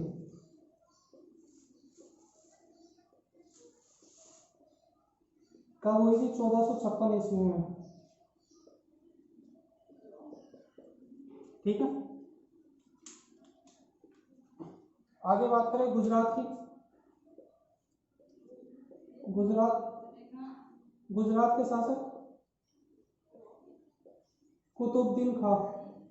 कुतुबुद्दीन खां। ठीक है, मंडोर के शासक मांडू के शासक की बात करें।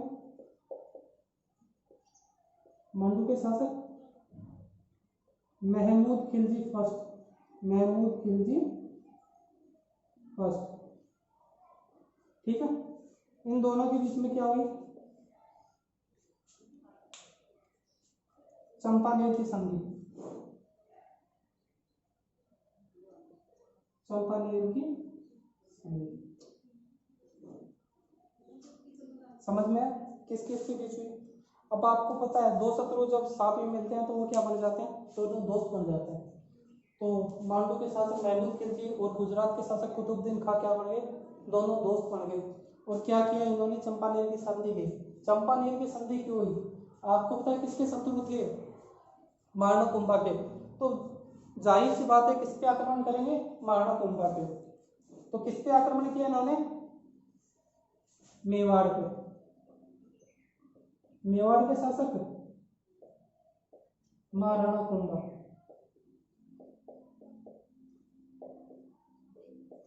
अब आपको था महाराणा कुंभा का पूरा जीवन काल उनका बेस्ट टाइम था, बहुत अच्छा टाइम था, पूरा का पूरा जीवन काल, पूरे जीवन काल पे एक भी युद्ध नहीं हारे, तो इसमें कैसे हारेंगे?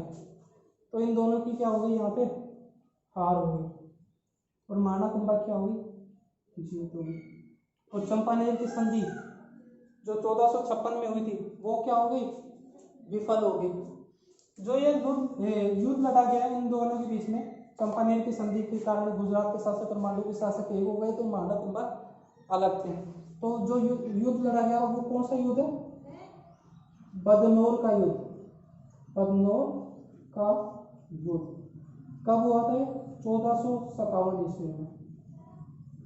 1456 में संधि हुई और 1457 में क्या हो गया? युद्ध हो गया।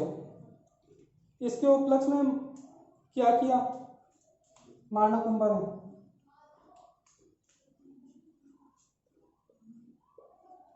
बदनौर जीत के उपलक्ष्य में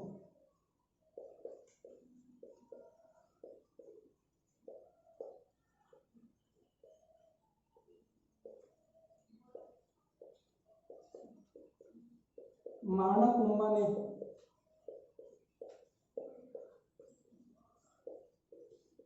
कुशाल माता का मंदिर बनवाया।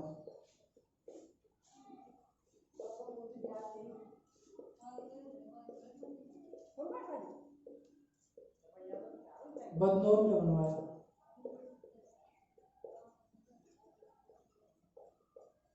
ठीक है, महाराणा कुंभा ने क्या किया जीत के उपलक्ष्य में? बदनौर जीत के उपलक्ष्य में, बदनौर जीत के उपलक्ष्य में क्या किया महाराणा कुंभा ने? बदनौर में ही क्या बनाया? कुशाल माता का मंदिर बनवा दिया। किसमें? बदनौर में। कब की जीत है? 1457 ईस्वी की जीत है। बदनौर जो चंपानेर की संधि और किस किस के बीच हुई थी? गुजरात के शासक कुतुबुद्दीन खां और मांडू के शासक महमूद खिलजी फर्स्ट के बीच हुई थी। कौन सी संधि? चंपानेर की संधि। कब हुई थी? 1456 ईस्वी में। इसके तहत क्या क्या बात निकल के आई कि ये दोनों मिलकर क्या करेंगे? आक्रमण करेंगे। किस पे? महाराणा कुंभा पे। तो युद्ध कौन सा हुआ? बदनौर का युद्ध। कब हुआ? 1457 ईस्वी में। किस किस के बीच? गुजरात के शासक कुतुबुद्दीन खां प्लस में इनके साथ कौन थे?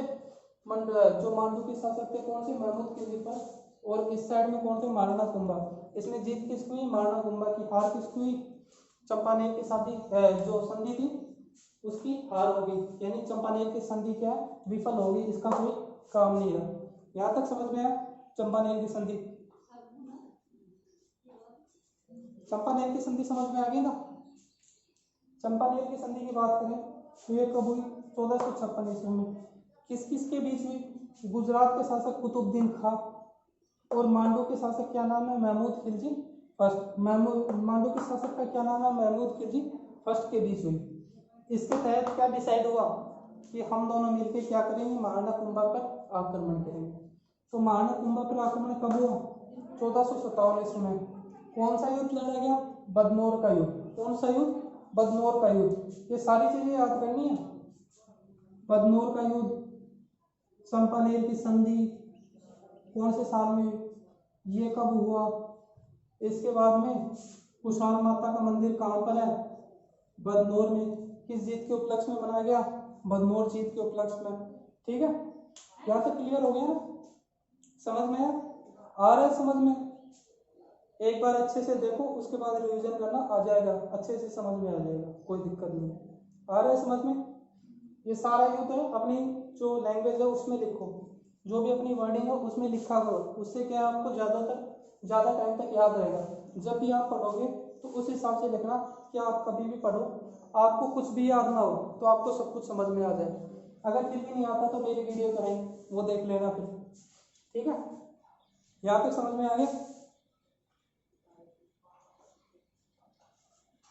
ठीक है, आगे बात करें।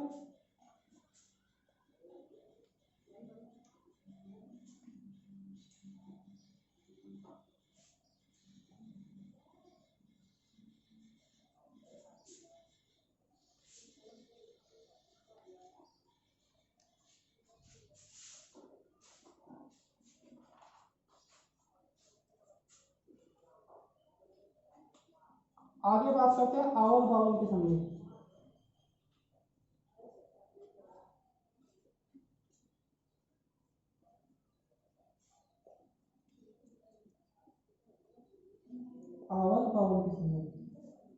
कब हुई थी? 1453 ईस्वी, 1453 ईस्वी। ठीक है, ये किसके बीच हुई थी? मेवाड़ और मारवाड़ के बीच। किसके बीच? मेवाड़ और मारवाड़ के बीच। मेवाड़ के शासक महाराणा कुंभा, मेवाड़ के शासक महाराणा कुंभा। मारवाड़ के शासक की बात करें तो राव जोधा, मारवाड़ राव जोधा। इन दोनों के बीच में क्या हुआ? आवल बावल की संधि, आवल बावल की संधि।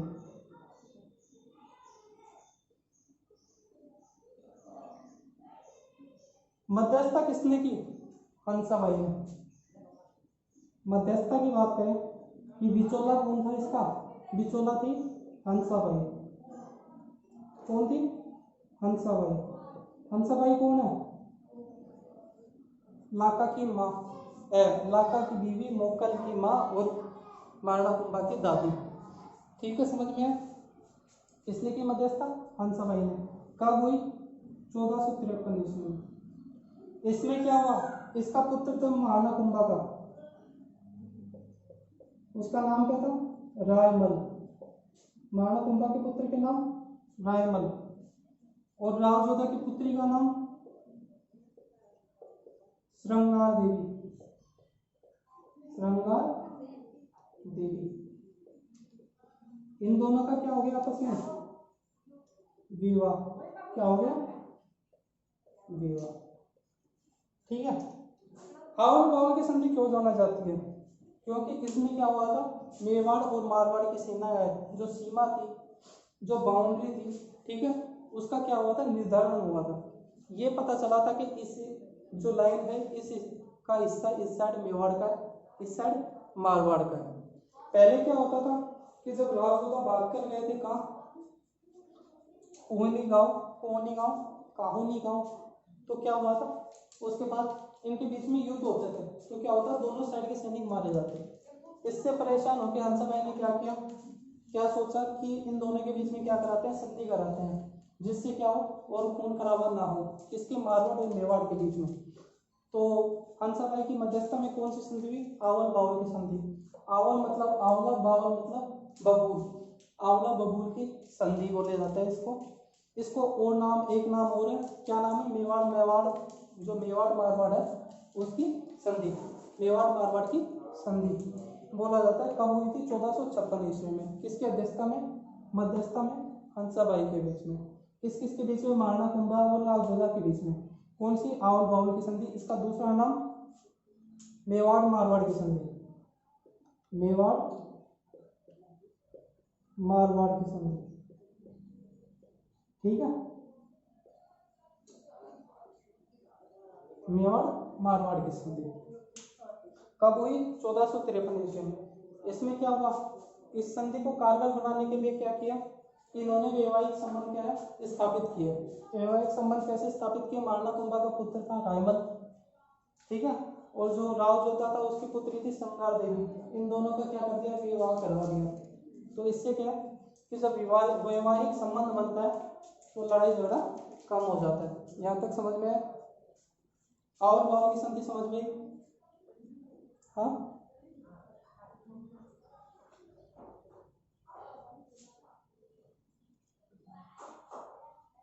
यहाँ तक समझ में आ गया?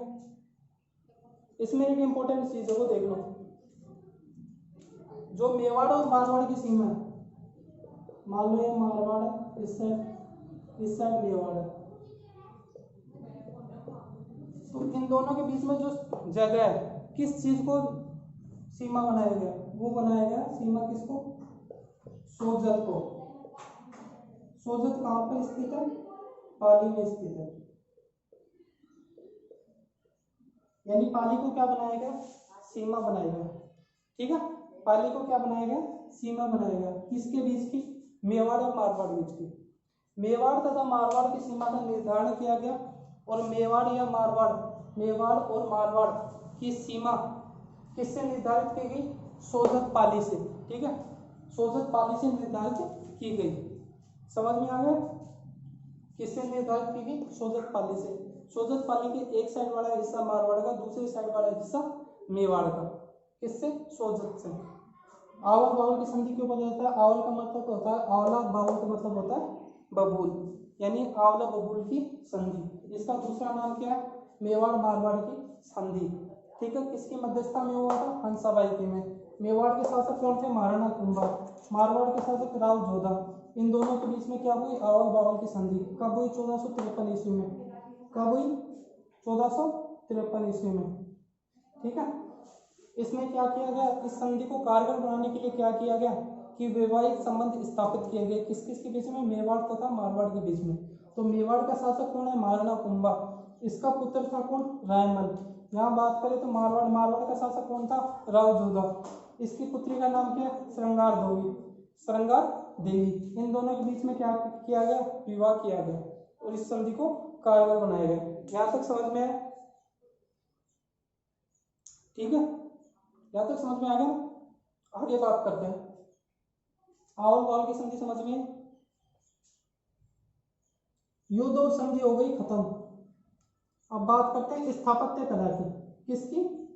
स्थापत्य कला की बात करते हैं हम कि इन्होंने किस किस का निर्माण करवाया। किसने? महाराणा कुंभा ने किस किस का निर्माण करवाया। अब बात करें स्थापत्य कला की।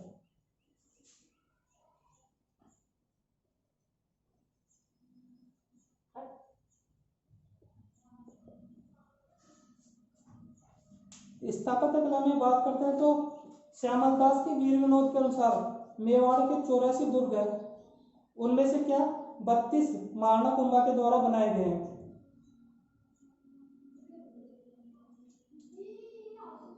इससे पहले एक चीज देख लेते हैं कि महाराणा कुंभा का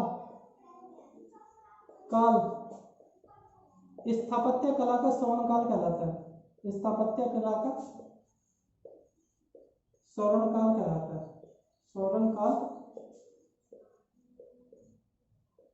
कहलाता है। तथा कुंभा को स्थापत्य कला का जनक माना जाता है। स्थापत्य कला का जनक माना जाता है। जनक माना जाता है।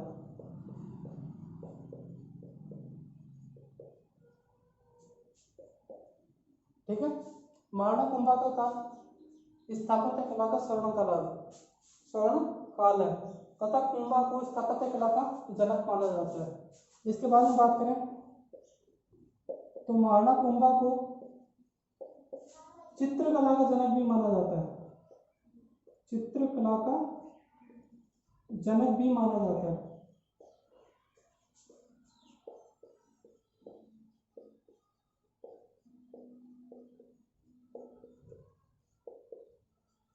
ठीक है, महाराणा कुंभा का काल स्थापत्य कला का क्या है? स्वर्ण काल। क्यों है?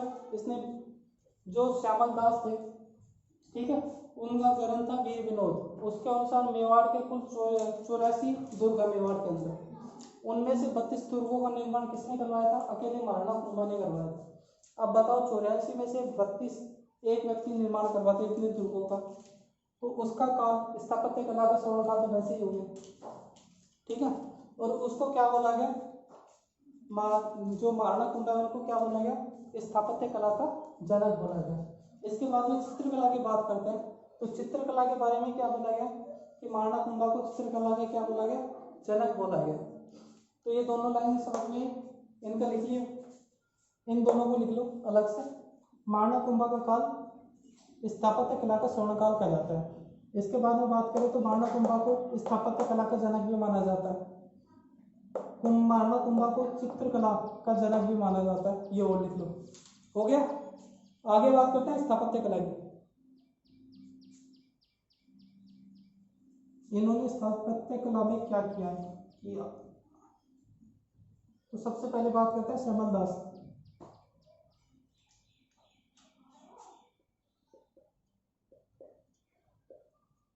श्यामल दास के ग्रंथ, श्यामल दास के ग्रंथ वीर विनोद के अनुसार,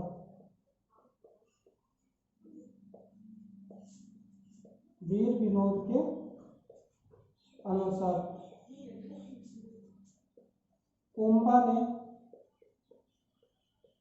मेवाड़ के 84 दुर्गों में से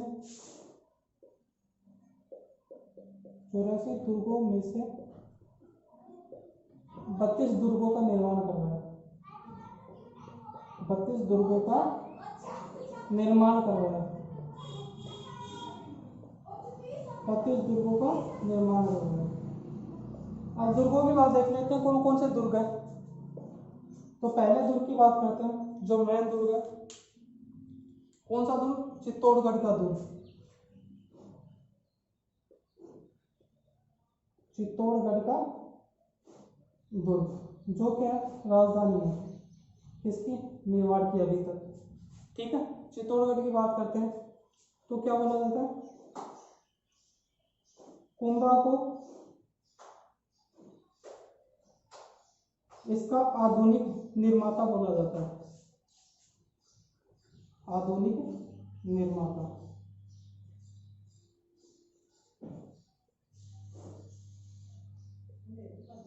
अब आधुनिक निर्माता की बात करें तो आधुनिक निर्माता क्यों बोला जाता है वो देखते हैं।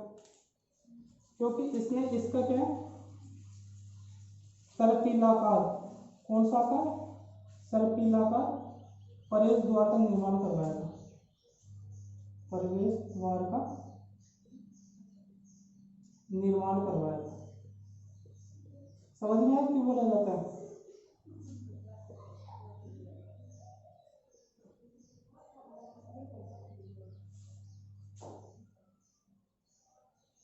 ठीक है, चित्तौड़गढ़ की बात करें, जो चित्तौड़गढ़ का दुर्ग है, चित्रांगद मौर्य ने बनवाया था।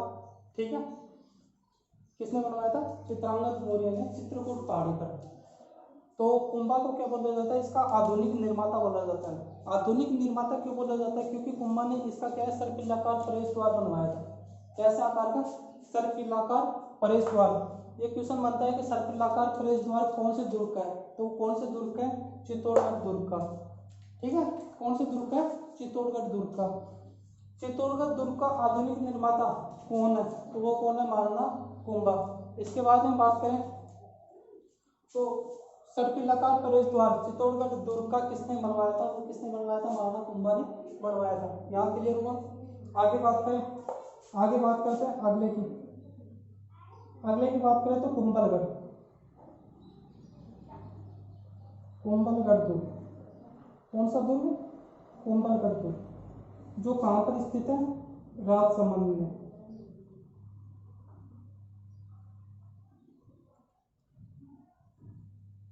राजसमंद में। ठीक है, किस कहाँ स्थित है? राजसमंद में। इसके वास्तुकार की बात करें तो इसके वास्तुकार कौन थे? मंडल। कौन थे? मंडल। ठीक है, वास्तुकार कौन थे इसके? मंडल। आगे दुर्गों की बात करें तो अचलगढ़,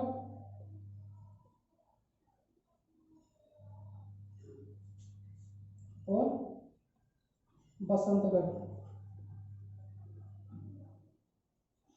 या बसंती दुर्ग।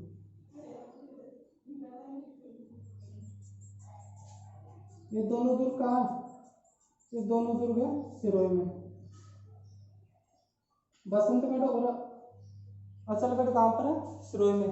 कौन सी विजय में बनाया गया था? इनके कौन सी विजय के उपलक्ष्य में बनाया गया था? आबू विजय के उपलक्ष्य में बनाया गया था। कौन सा? बसंतगढ़ और अचलगढ़ दुर्ग। इसके बाद में बात करें तो भूमर दुर्ग और बैराट दुर्ग, बैराट दुर्ग। भूमर दुर्ग की बात करें तो ये कहाँ पर है? ये है उदयपुर में। भूमर दुर्ग कहाँ है? उदयपुर में। और बैराट दुर्ग की बात करें तो ये कहाँ है? ये भीलवाड़ा में। जो बैराट सभ्यता है वो कहाँ पर स्थित है? बैराट सभ्यता जयपुर में, विराटनगर, याद है? बैराट विराटनगर जयपुर में स्थित है। ठीक है। भूमठ दुर्ग कहाँ पर स्थित है? उदयपुर में स्थित है। अचलगढ़ और बसंतगढ़ कहाँ पर स्थित है? सिरोही में स्थित है। और कुंभलगढ़ कहाँ पर स्थित है? राजसमंद में स्थित है। यहाँ तक समझ में है? स्थापत्य कला की बात करें तो श्यामल दास के ग्रंथ वीर विनोद के अनुसार, किसके अनुसार? वीर विनोद के अनुसार कुंभा ने मेवाड़ के 84 दुर्गों में से 32 दुर्गों का निर्माण करवाया। किसने करवाया? महाराणा कुंभा ने करवाया। आगे बात करते हैं तो चित्तौड़गढ़ दुर्ग, जब चित्तौड़गढ़ दुर्ग की बात करते हैं, इनकी राजधानी की बात करते हैं, तो राजधानी का क्या बोला जाता है? इनको आधुनिक निर्माता। क्या बोला जाता है? आधुनिक निर्माता। क्यों बोला जाता है? क्योंकि इन्हें सर्पिलाकार प्रवेश द्वार का निर्माण करवाया। किस दुर्ग का? चित्तौड़गढ़ दुर्ग का। ठीक है। तो एक क्वेश्चन बनता है, एक क्वेश्चन इसको घुमा के बनाया तो क्वेश्चन कैसे बनेगा?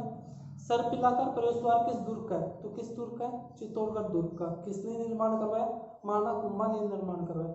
महाराणा कुंभा को चित्तौड़गढ़ दुर्ग का क्या बोला जाता है? तो आधुनिक निर्माता बोला जाता है। इसके बाद बात करें तो कुंभलगढ़ की बात करते हैं। कुंभलगढ़ कहाँ पर है? राजसमंद में स्थित है। इसके वास्तुकार कौन थे? मंडन। जो क्या थे? दरबारी किसके थे? महाराणा कुंभा के थे। आगे बात करें तो अचलगढ़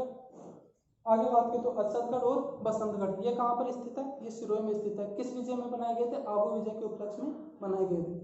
इसके बाद में बात करते हैं भूमठ दुर्ग। भूमठ दुर्ग कहाँ पर स्थित है? उदयपुर में। आगे बैराट दुर्ग। बैराट दुर्ग कहाँ पर स्थित है? बैराट दुर्ग स्थित है कहाँ पर? भीलवाड़ा में। ठीक है। ये क्लियर हुआ? कितना क्लियर हो गया? ये समझ में आया सब कुछ? हाँ, आगे बात करते हैं। ठीक है, इतना समझ में आ गया। आगे और दुर्गों की बात करते हैं और स्थापत्य कला में क्या क्या हुआ है, क्या क्या निर्माण हुआ है, वो सब देखते हैं।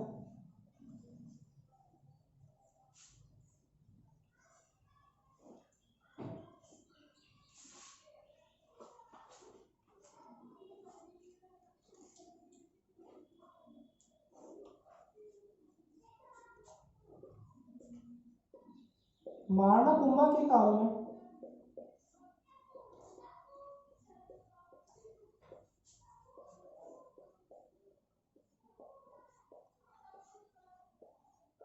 इनके मंत्री का नाम क्या?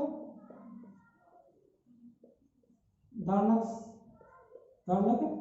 शाह ने शिल्पी देपाक, शिल्पी का नाम क्या? देपाक से रणकपुर जैन या चौमुखा मंदिर का निर्माण करवाया।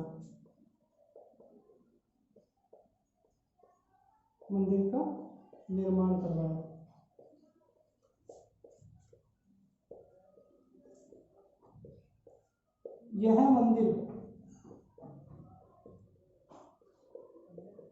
144 खंभों के कारण प्रसिद्ध है। खंभों के कारण प्रसिद्ध है। ठीक है, किसके कारण? 144 खंभों के कारण। आगे बात करें, बदनौर विजय में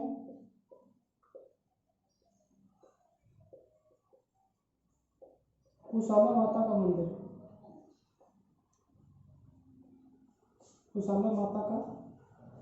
मंदिर, कहाँ बनवाया? बदनौर में बनवाया।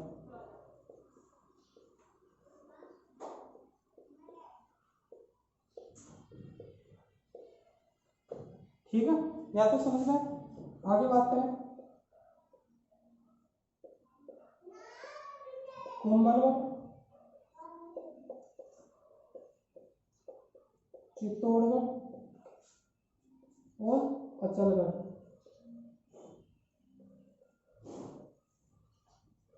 में कुंभ स्वामी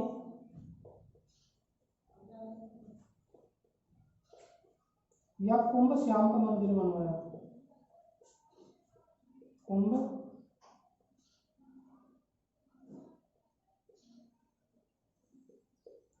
श्याम का मंदिर बनवाया,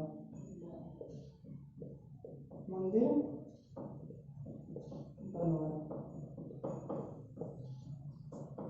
ठीक है, ये हो गई स्थापत्य कला की बातें। क्या क्या, महाराणा कुंभा के काल में इनके मंत्री का नाम क्या है? धर्णक। मंत्री का नाम क्या है? धर्णक। किसके मंत्री है? महाराणा कुंभा के। नाम क्या है? धर्णक। क्या नाम है? धर्णक। इन्होंने क्या किया? शिल्पी देपात को उठाया और देपात को क्या बोला?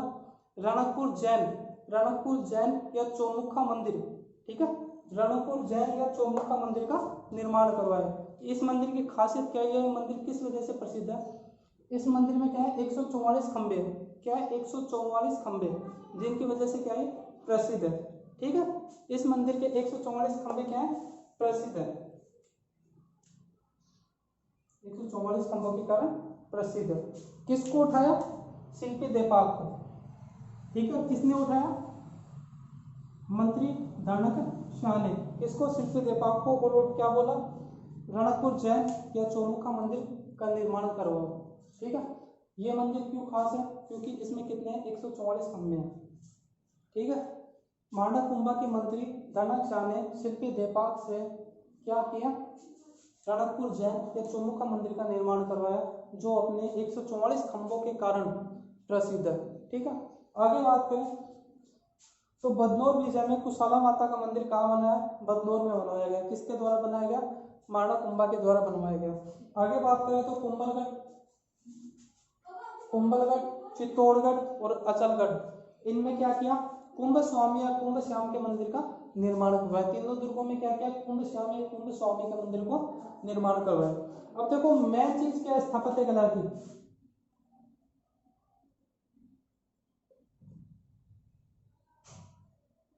सारंगपुर विजय। याद है आपको सारंगपुर विजय? किस किस के बीच में हुआ था युद्ध? सारंगपुर का युद्ध 1437 ईस्वी में मांडू के शासक महमूद खिलजी फर्स्ट और मेवाड़ के शासक महाराणा कुंभा के बीच में।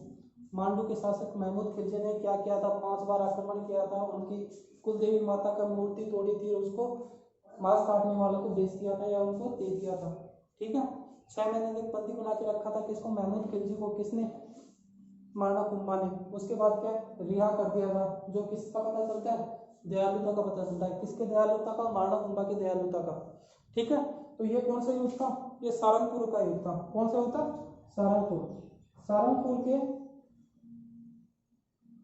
सारंगपुर विजय के उपलक्ष्य में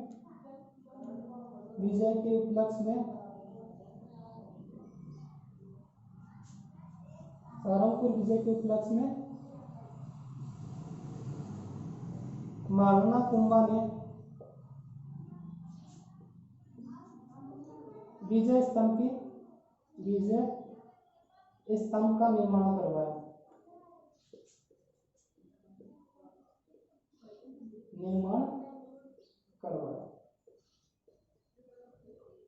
ठीक है, सारंगपुर विजय के उपलक्ष्य में महाराणा कुंभा ने क्या किया? विजय स्तंभ का निर्माण करवाया, जिसका दूसरा नाम क्या है? कीर्ति स्तंभ। जिसका तीसरा नाम क्या है? विष्णु स्तंभ। और उसको क्या बोला जाता है? विष्णु ध्वज भी बोला जाता है। वो आगे डिटेल से देखते हैं विजय स्तंभ को। ये देख लो एक बार। महाराणा कुंभा के काल में इनके मंत्री का नाम क्या है? धर्णक शाह। उसने क्या किया? शिल्पी देपात को उठाया और क्या बोला? रणकपुर जैन मंदिर, ठीक है, या चौमुखा मंदिर का निर्माण करो। ये मंदिर खास क्यों है? क्योंकि इसमें 144 खंभे हैं। इसके वजह से कारण ये प्रसिद्ध है। इसके बाद में बात करें तो बदनौर विजय के उपलक्ष्य में क्या बनाया? कुशाला माता का मंदिर। किसने बनवाया? महाराणा कुंभा ने। इसके बाद में बात करें तो कुंभलगढ़, चित्तौड़गढ़ और अचलगढ़ दुर्ग में क्या बनाया? कुंभ स्वामी या कुंभ श्याम के मंदिर का निर्माण करवाया। किसने करवाया? महाराणा कुंभा ने करवाया। इसके बाद में बात करें तो सारंगपुर युद्ध जो 1437 ईस्वी में लड़ा गया था, किसके बीच में? मांडू के शासक महमूद खिलजी फर्स्ट और मेवाड़ के शासक महाराणा कुंभा के बीच में लड़ा गया था, जिसमें महाराणा कुंभा की विजय हुई थी। और जो महमूद खिलजी था, इसको 6 महीने तक बंदी बना के रखा था। इसके बाद इसको रिहा कर दिया था। ठीक है, तो ये कौन सी विजय थी? सारंगपुर विजय। इसके उपलक्ष्य में क्या किया? विजय स्तंभ की स्थापना कराई। कब कराई? 40 से 48 के 1440 से 1448 के बीच में। ठीक है, यहाँ तक समझ में आ गया। अब देखते हैं विजय स्तंभ, कीर्ति स्तंभ। ठीक है, समझ में आया?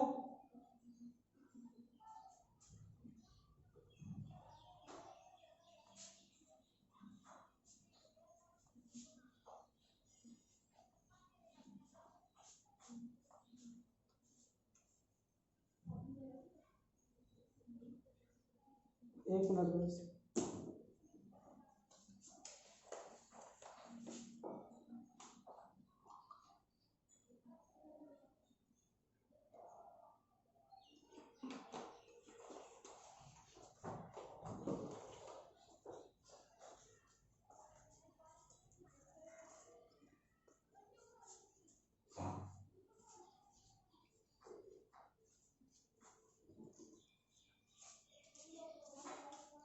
आगे बात करते हैं किसकी, कीर्ति स्तंभ की या विजय स्तंभ।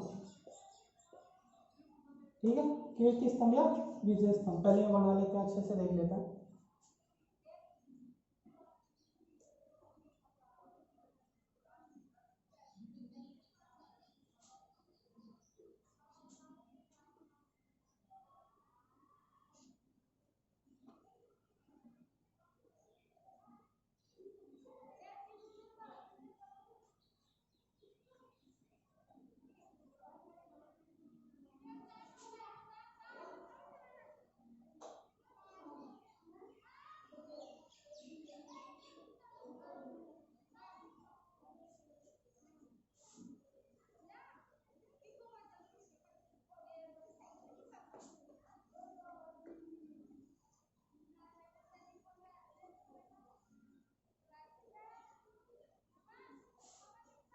सबसे पहले विजय स्तंभ के बारे में देखें।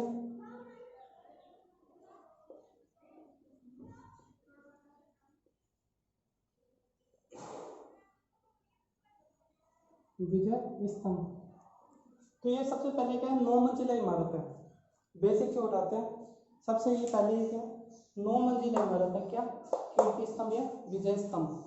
ठीक है, 9 मंजिला इमारत है। इसके बाद में इसके उपनाम की बात कर लेते हैं। इसको बोला क्या कहा जाता है, इसको विजय स्तंभ, विजय स्तंभ, कीर्ति स्तंभ या विजय स्तंभ, कीर्ति स्तंभ और विष्णु स्तंभ, विष्णु स्तंभ। यह एक नाम हो रहा था इसका, क्या विष्णु ध्वज, विष्णु ध्वज।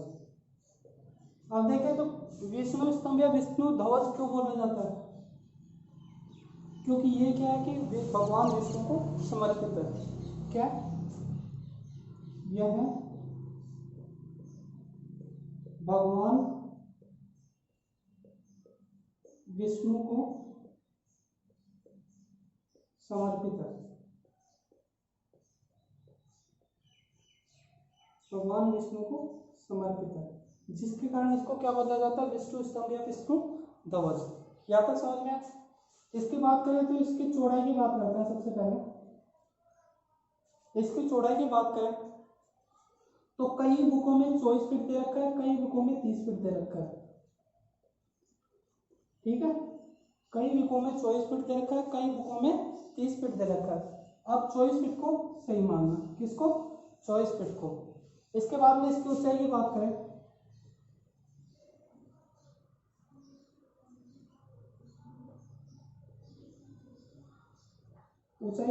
तो ऊंचाई कितनी है या लंबाई कितनी है इसकी, इसको लंबाई बोल लो या ऊंचाई बोल लो, ये कितनी है। इसकी बात करें तो ये 122 या 120 फीट। अब 122 या 120 फीट का आपको बताता हूँ क्या फंडा है। ये क्या बड़ी किसके कारण हुई थी, मारना कुंभा कारण। उसके बाद में क्या हुआ, इस पे क्या हुआ, बिजली गिर गई इस पे 9वीं मंजिल पे, किस पे गिर गई, 9वीं मंजिल पे, जिससे क्या हो गया, टूट फूट हो गई। और इसका जो पुनर्निर्माण है वो किसने करवाया, महाराणा स्वरूप सिंह ने। तो इसकी हाइट कितनी होगी, 120 फीट, पहले कितनी थी 122 फीट। किसके कारण हुई, बिजली गिरने के कारण। किसने पुनर्निर्माण करवाया, महाराणा स्वरूप सिंह ने। तो बात करते हैं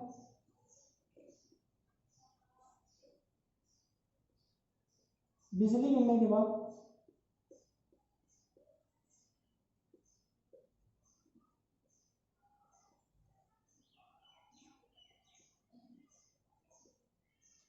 पुनर्निर्माण किसने करवाया? महाराणा स्वरूप सिंह ने।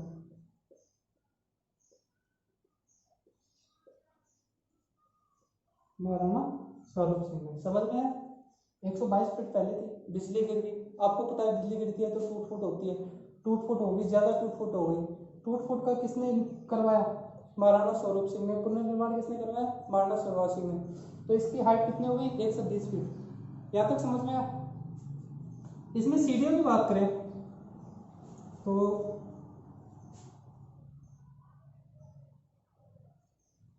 इसमें 157 सीढ़ियां। कितनी है? 157, 157 सीढ़ियां, 157 सीढ़ियां। यहाँ तक समझ में? बेसिक चीजें समझ में। इसकी चौड़ाई 24 है 30 फीट, जिसको सही किसको मानना है? 24 फीट को। इसके बाद इसकी ऊंचाई की बात करते हैं 122 से 120 फीट। 122 पहले थी, जब बिजली गिर गई तो टूट फूट हो गई, जिसका पुनर्निर्माण किसने कराया? महाराणा स्वरूप सिंह ने। उसके बाद हाइट कितनी रहेगी इसकी? 120 फीट। 9 मंजिला इमारत है, 9 मंजिला इसके ऊपर। इसको क्या बोला जाता है? विजय स्तंभ, कीर्ति स्तंभ या विष्णु स्तंभ या विष्णु ध्वज। विष्णु स्तंभ या विष्णु ध्वज क्यों बोला जाता है? क्योंकि यह भगवान विष्णु को समर्पित है, इसके कारण क्या बोला जाता है? विष्णु स्तंभ या विष्णु ध्वज। इसके बाद में बात करें तो इसके चारों में, यानी कि चारों ओर क्या बनी हुई है? मूर्ति लगी हुई है।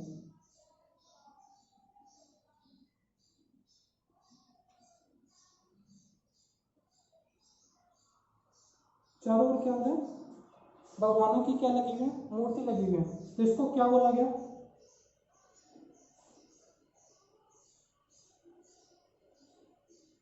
हिंदू मूर्तियों का अजायब घर। हिंदू मूर्तियों का अजायब घर।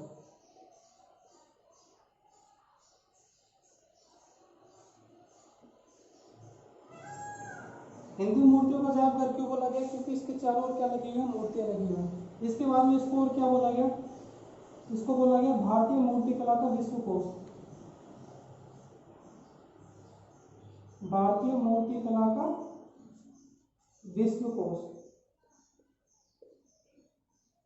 विश्वकोश क्यों बोला गया? क्योंकि इसके चारों तरफ क्या लगी है? मूर्ति। ये दोनों किस कारण बोला गया? क्योंकि इसके चारों तरफ भगवानों की मूर्ति लगी हुई है, इसलिए हिंदू भगवान देवी देवताओं भी बोल सकते हैं, हिंदी देवी देवताओं की मूर्तियों का अजायब घर या हिंदू मूर्तियों का अजायब घर भी बोल सकते हैं। इसके बाद में बात करें तो दूसरा क्या बोल सकते हैं इसको? भारतीय मूर्ति कला का विश्वकोश। इसके बाद में बात करें तो इसमें क्या 9वीं मंजिल पे एक प्रशस्ति लगी हुई है।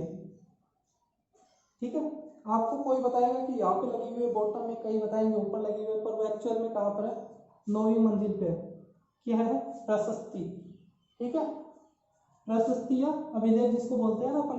प्रशस्ति दीवार पे लिखी होती है, अभिलेख चट्टान वगैरह पे इन पे लिखा होता है। ठीक है, तो प्रशस्ति की बात करें तो इस प्रशस्ति का नाम क्या है? इस प्रशस्ति का नाम क्या है? इस साइड लिखो, इस साइड लिख देता हूँ। इस प्रशस्ति का नाम क्या है? अलग पेन से बना देता हूँ, दिखाई दे आपको।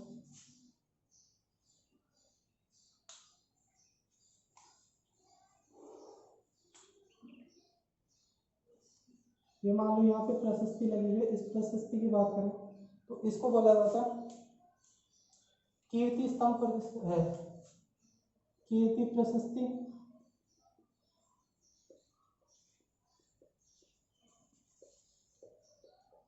या विजय स्तंभ प्रशस्ति।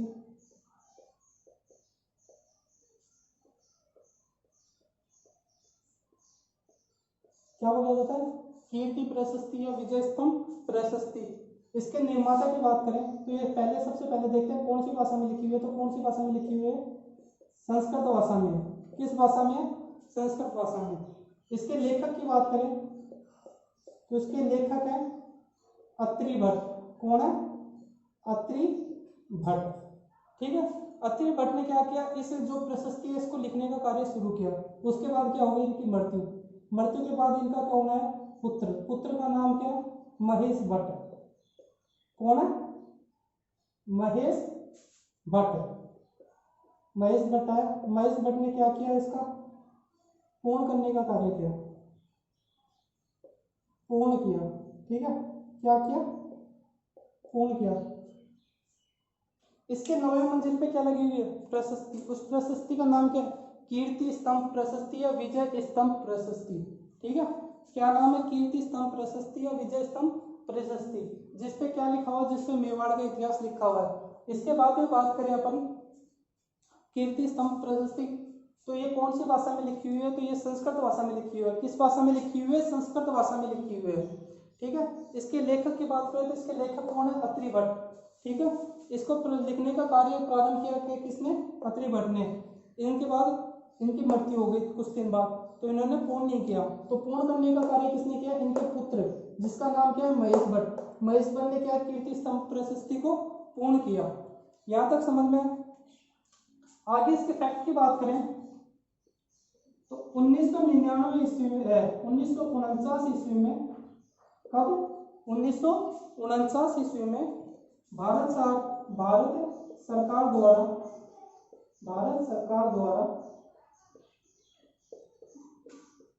इस पर डाक टिकट जारी की गई। इस पर डाक टिकट जारी की।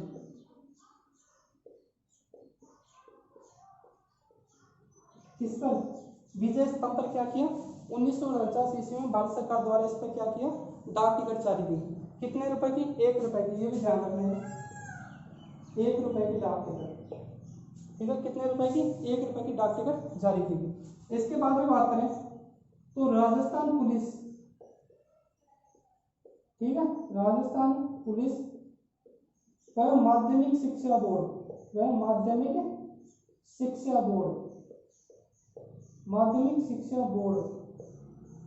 का प्रतीक चिन्ह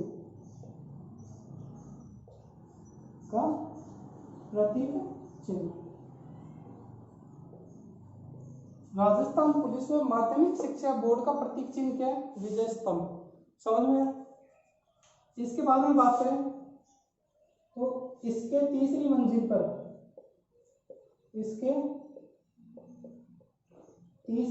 पर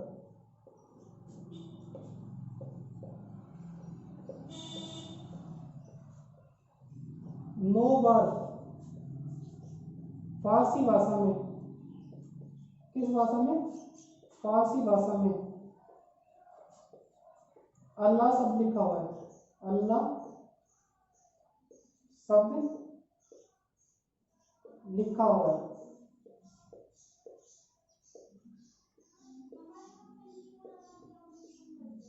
ठीक है, कौन सी मंजिल पे?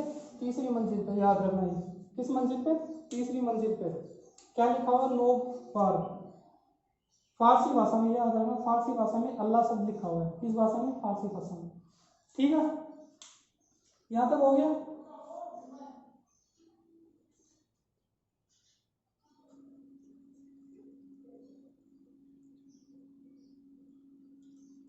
इसके वास्तुकार की बात करें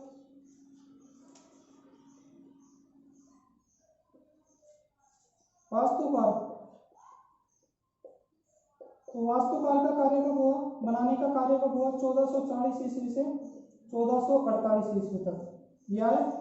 इसके वास्तुकारों की बात करें तो वास्तुकार कौन कौन थे इसके?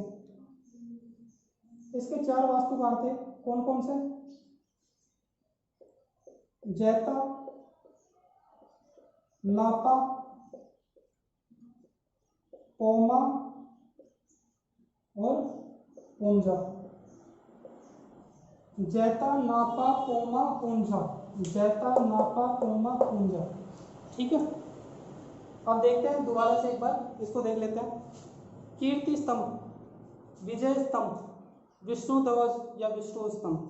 ठीक है, विष्णु ध्वज या विष्णु स्तंभ क्यों बोला जाता है? क्योंकि ये किसको समर्पित है? भगवान विष्णु को। इस कारण इसको क्या बोला जाता है? विष्णु स्तंभ या विष्णु ध्वज। इसके बाद में बात करें तो एक कितनी मंजिला इमारत है? ये पहली बार 9 मंजिला इमारत है। इसकी चौड़ाई कितनी है? इसकी बेस की बात करें तो 24 या 30 फुट। आपको कई बुकों में 24 फीट दे रखा होगा, कई बुकों में 30 फीट दे रखा होगा, पर ये एक्चुअल में कितना है? 24 फीट है। इसके बाद में बात करें तो इसकी ऊंचाई या लंबाई की बात करें तो 122 या 20 फीट। वही बात है, कई बुकों में 122 या कई बुकों में 120। 122 इसलिए दे रखा है क्योंकि ये इसकी प्रारंभिक लंबाई है। 120 इसलिए दे रखा है क्योंकि ये इसकी अब एक्चुअल लंबाई है, अब कितनी है। इसकी लंबाई क्यों घटी, क्योंकि इस पे क्या गिर गई थी, बिजली गिर गई थी, जिससे क्या हो गया, टूट फूट हो गए। टूट फूट हो गई, जिसका पुनर्निर्माण किसने करवाया, महाराणा स्वरूप सिंह ने करवाया। यहाँ तक समझ में आया, ठीक है। इसके 9वें मंजिल पे क्या लगी हुई है, कीर्ति स्तंभ प्रशस्ति, विजय स्तंभ प्रशस्ति, या कीर्ति स्तंभ प्रशस्ति या विजय स्तंभ प्रशस्ति, जिसपे क्या लिखा हुआ है, जिसपे मेवाड़ का इतिहास लिखा हुआ है। इसके बाद बात करें तो इस कौन सी भाषा में है, संस्कृत भाषा में। कौन सी भाषा में है, संस्कृत भाषा में। इसके लेखक की बात करें तो लेखक कौन है, अत्रि भट्ट। कौन है, अत्रि भट्ट। इसके अत्रि भट्ट के पुत्र की बात करें तो पुत्र कौन है, महेश भट्ट, जिन्होंने क्या किया, कीर्ति स्तंभ या वे जो कीर्ति स्तंभ प्रशस्ति है या विजय स्तंभ प्रशस्ति है, इसको पूर्ण करने का कार्य किया। क्योंकि जब शुरुआत की थी तो उसके कुछ दिन बाद ही किसकी मृत्यु हो गई थी, अत्रि भट्ट की, जो क्या थे इसके लेखक। इसके बाद में बात करें तो इसके वास्तुकार की बात करते हैं। इसको जो बनाने का कार्य कब से कब तक किया गया, पहले देखते हैं। 1440 ईस्वी से 1448 ईस्वी तक। इसके वास्तुकार कौन कौन थे, जेता, नापा, पोमा और पूंजा। जेता, नापा, पोमा, पूंजा। इसके बाद बात करें तो इसके चारों तरफ क्या बनी है, भगवान देवी देवता है, हिंदू देवी देवता, उनकी मूर्तियां बनी हुई है, जिसके कारण इसको क्या बोला जाता है, हिंदू मूर्तियों का अजायब घर। इसको बोला जाता है विजय स्तंभ, हिंदू मूर्तियों का अजायब घर। और क्या बोला जाता है, भारतीय मूर्तिकला का विश्वकोश। इसके बाद में बात करें तो 1949 ईस्वी में भारत सरकार द्वारा क्या किया, इस पर 1 रुपए की डाक टिकट जारी की गई, किसके ऊपर, विजय स्तंभ के ऊपर। इसके बाद बात करें तो राजस्थान पुलिस व माध्यमिक शिक्षा बोर्ड जो राजस्थान का है, उसका क्या है, प्रतीक चिन्ह क्या है, विजय स्तंभ है। इसके बाद बात करें तो इसके तीसरी मंजिल पर 9 बार फारसी भाषा में क्या लिखा हुआ है, अल्लाह शब्द लिखा हुआ। कौन सी मंजिल से, तीसरी मंजिल से, ध्यान रखना। किस भाषा में, फारसी भाषा में। कितनी बार, 9 बार। क्या शब्द, अल्लाह शब्द लिखा हुआ है। यहाँ तक क्लियर हुआ, ठीक है, यहाँ तक क्लियर हो गया। आज इतना ही पढ़ते हैं, बहुत लंबी क्लास होगी, और अगर पूरा करवाएंगे तो आधा 1 घंटा और लगेगा इसमें मानव कुंभा में। तो आज तक यहीं तक रखते हैं, उसके बाद नेक्स्ट वीडियो में कराते हैं आगे का। अगर आपको वीडियो अच्छी लग रही है तो वीडियो को लाइक करें, उस चैनल को सब्सक्राइब करें, और वीडियो को शेयर भी करना, ठीक है। धन्यवाद।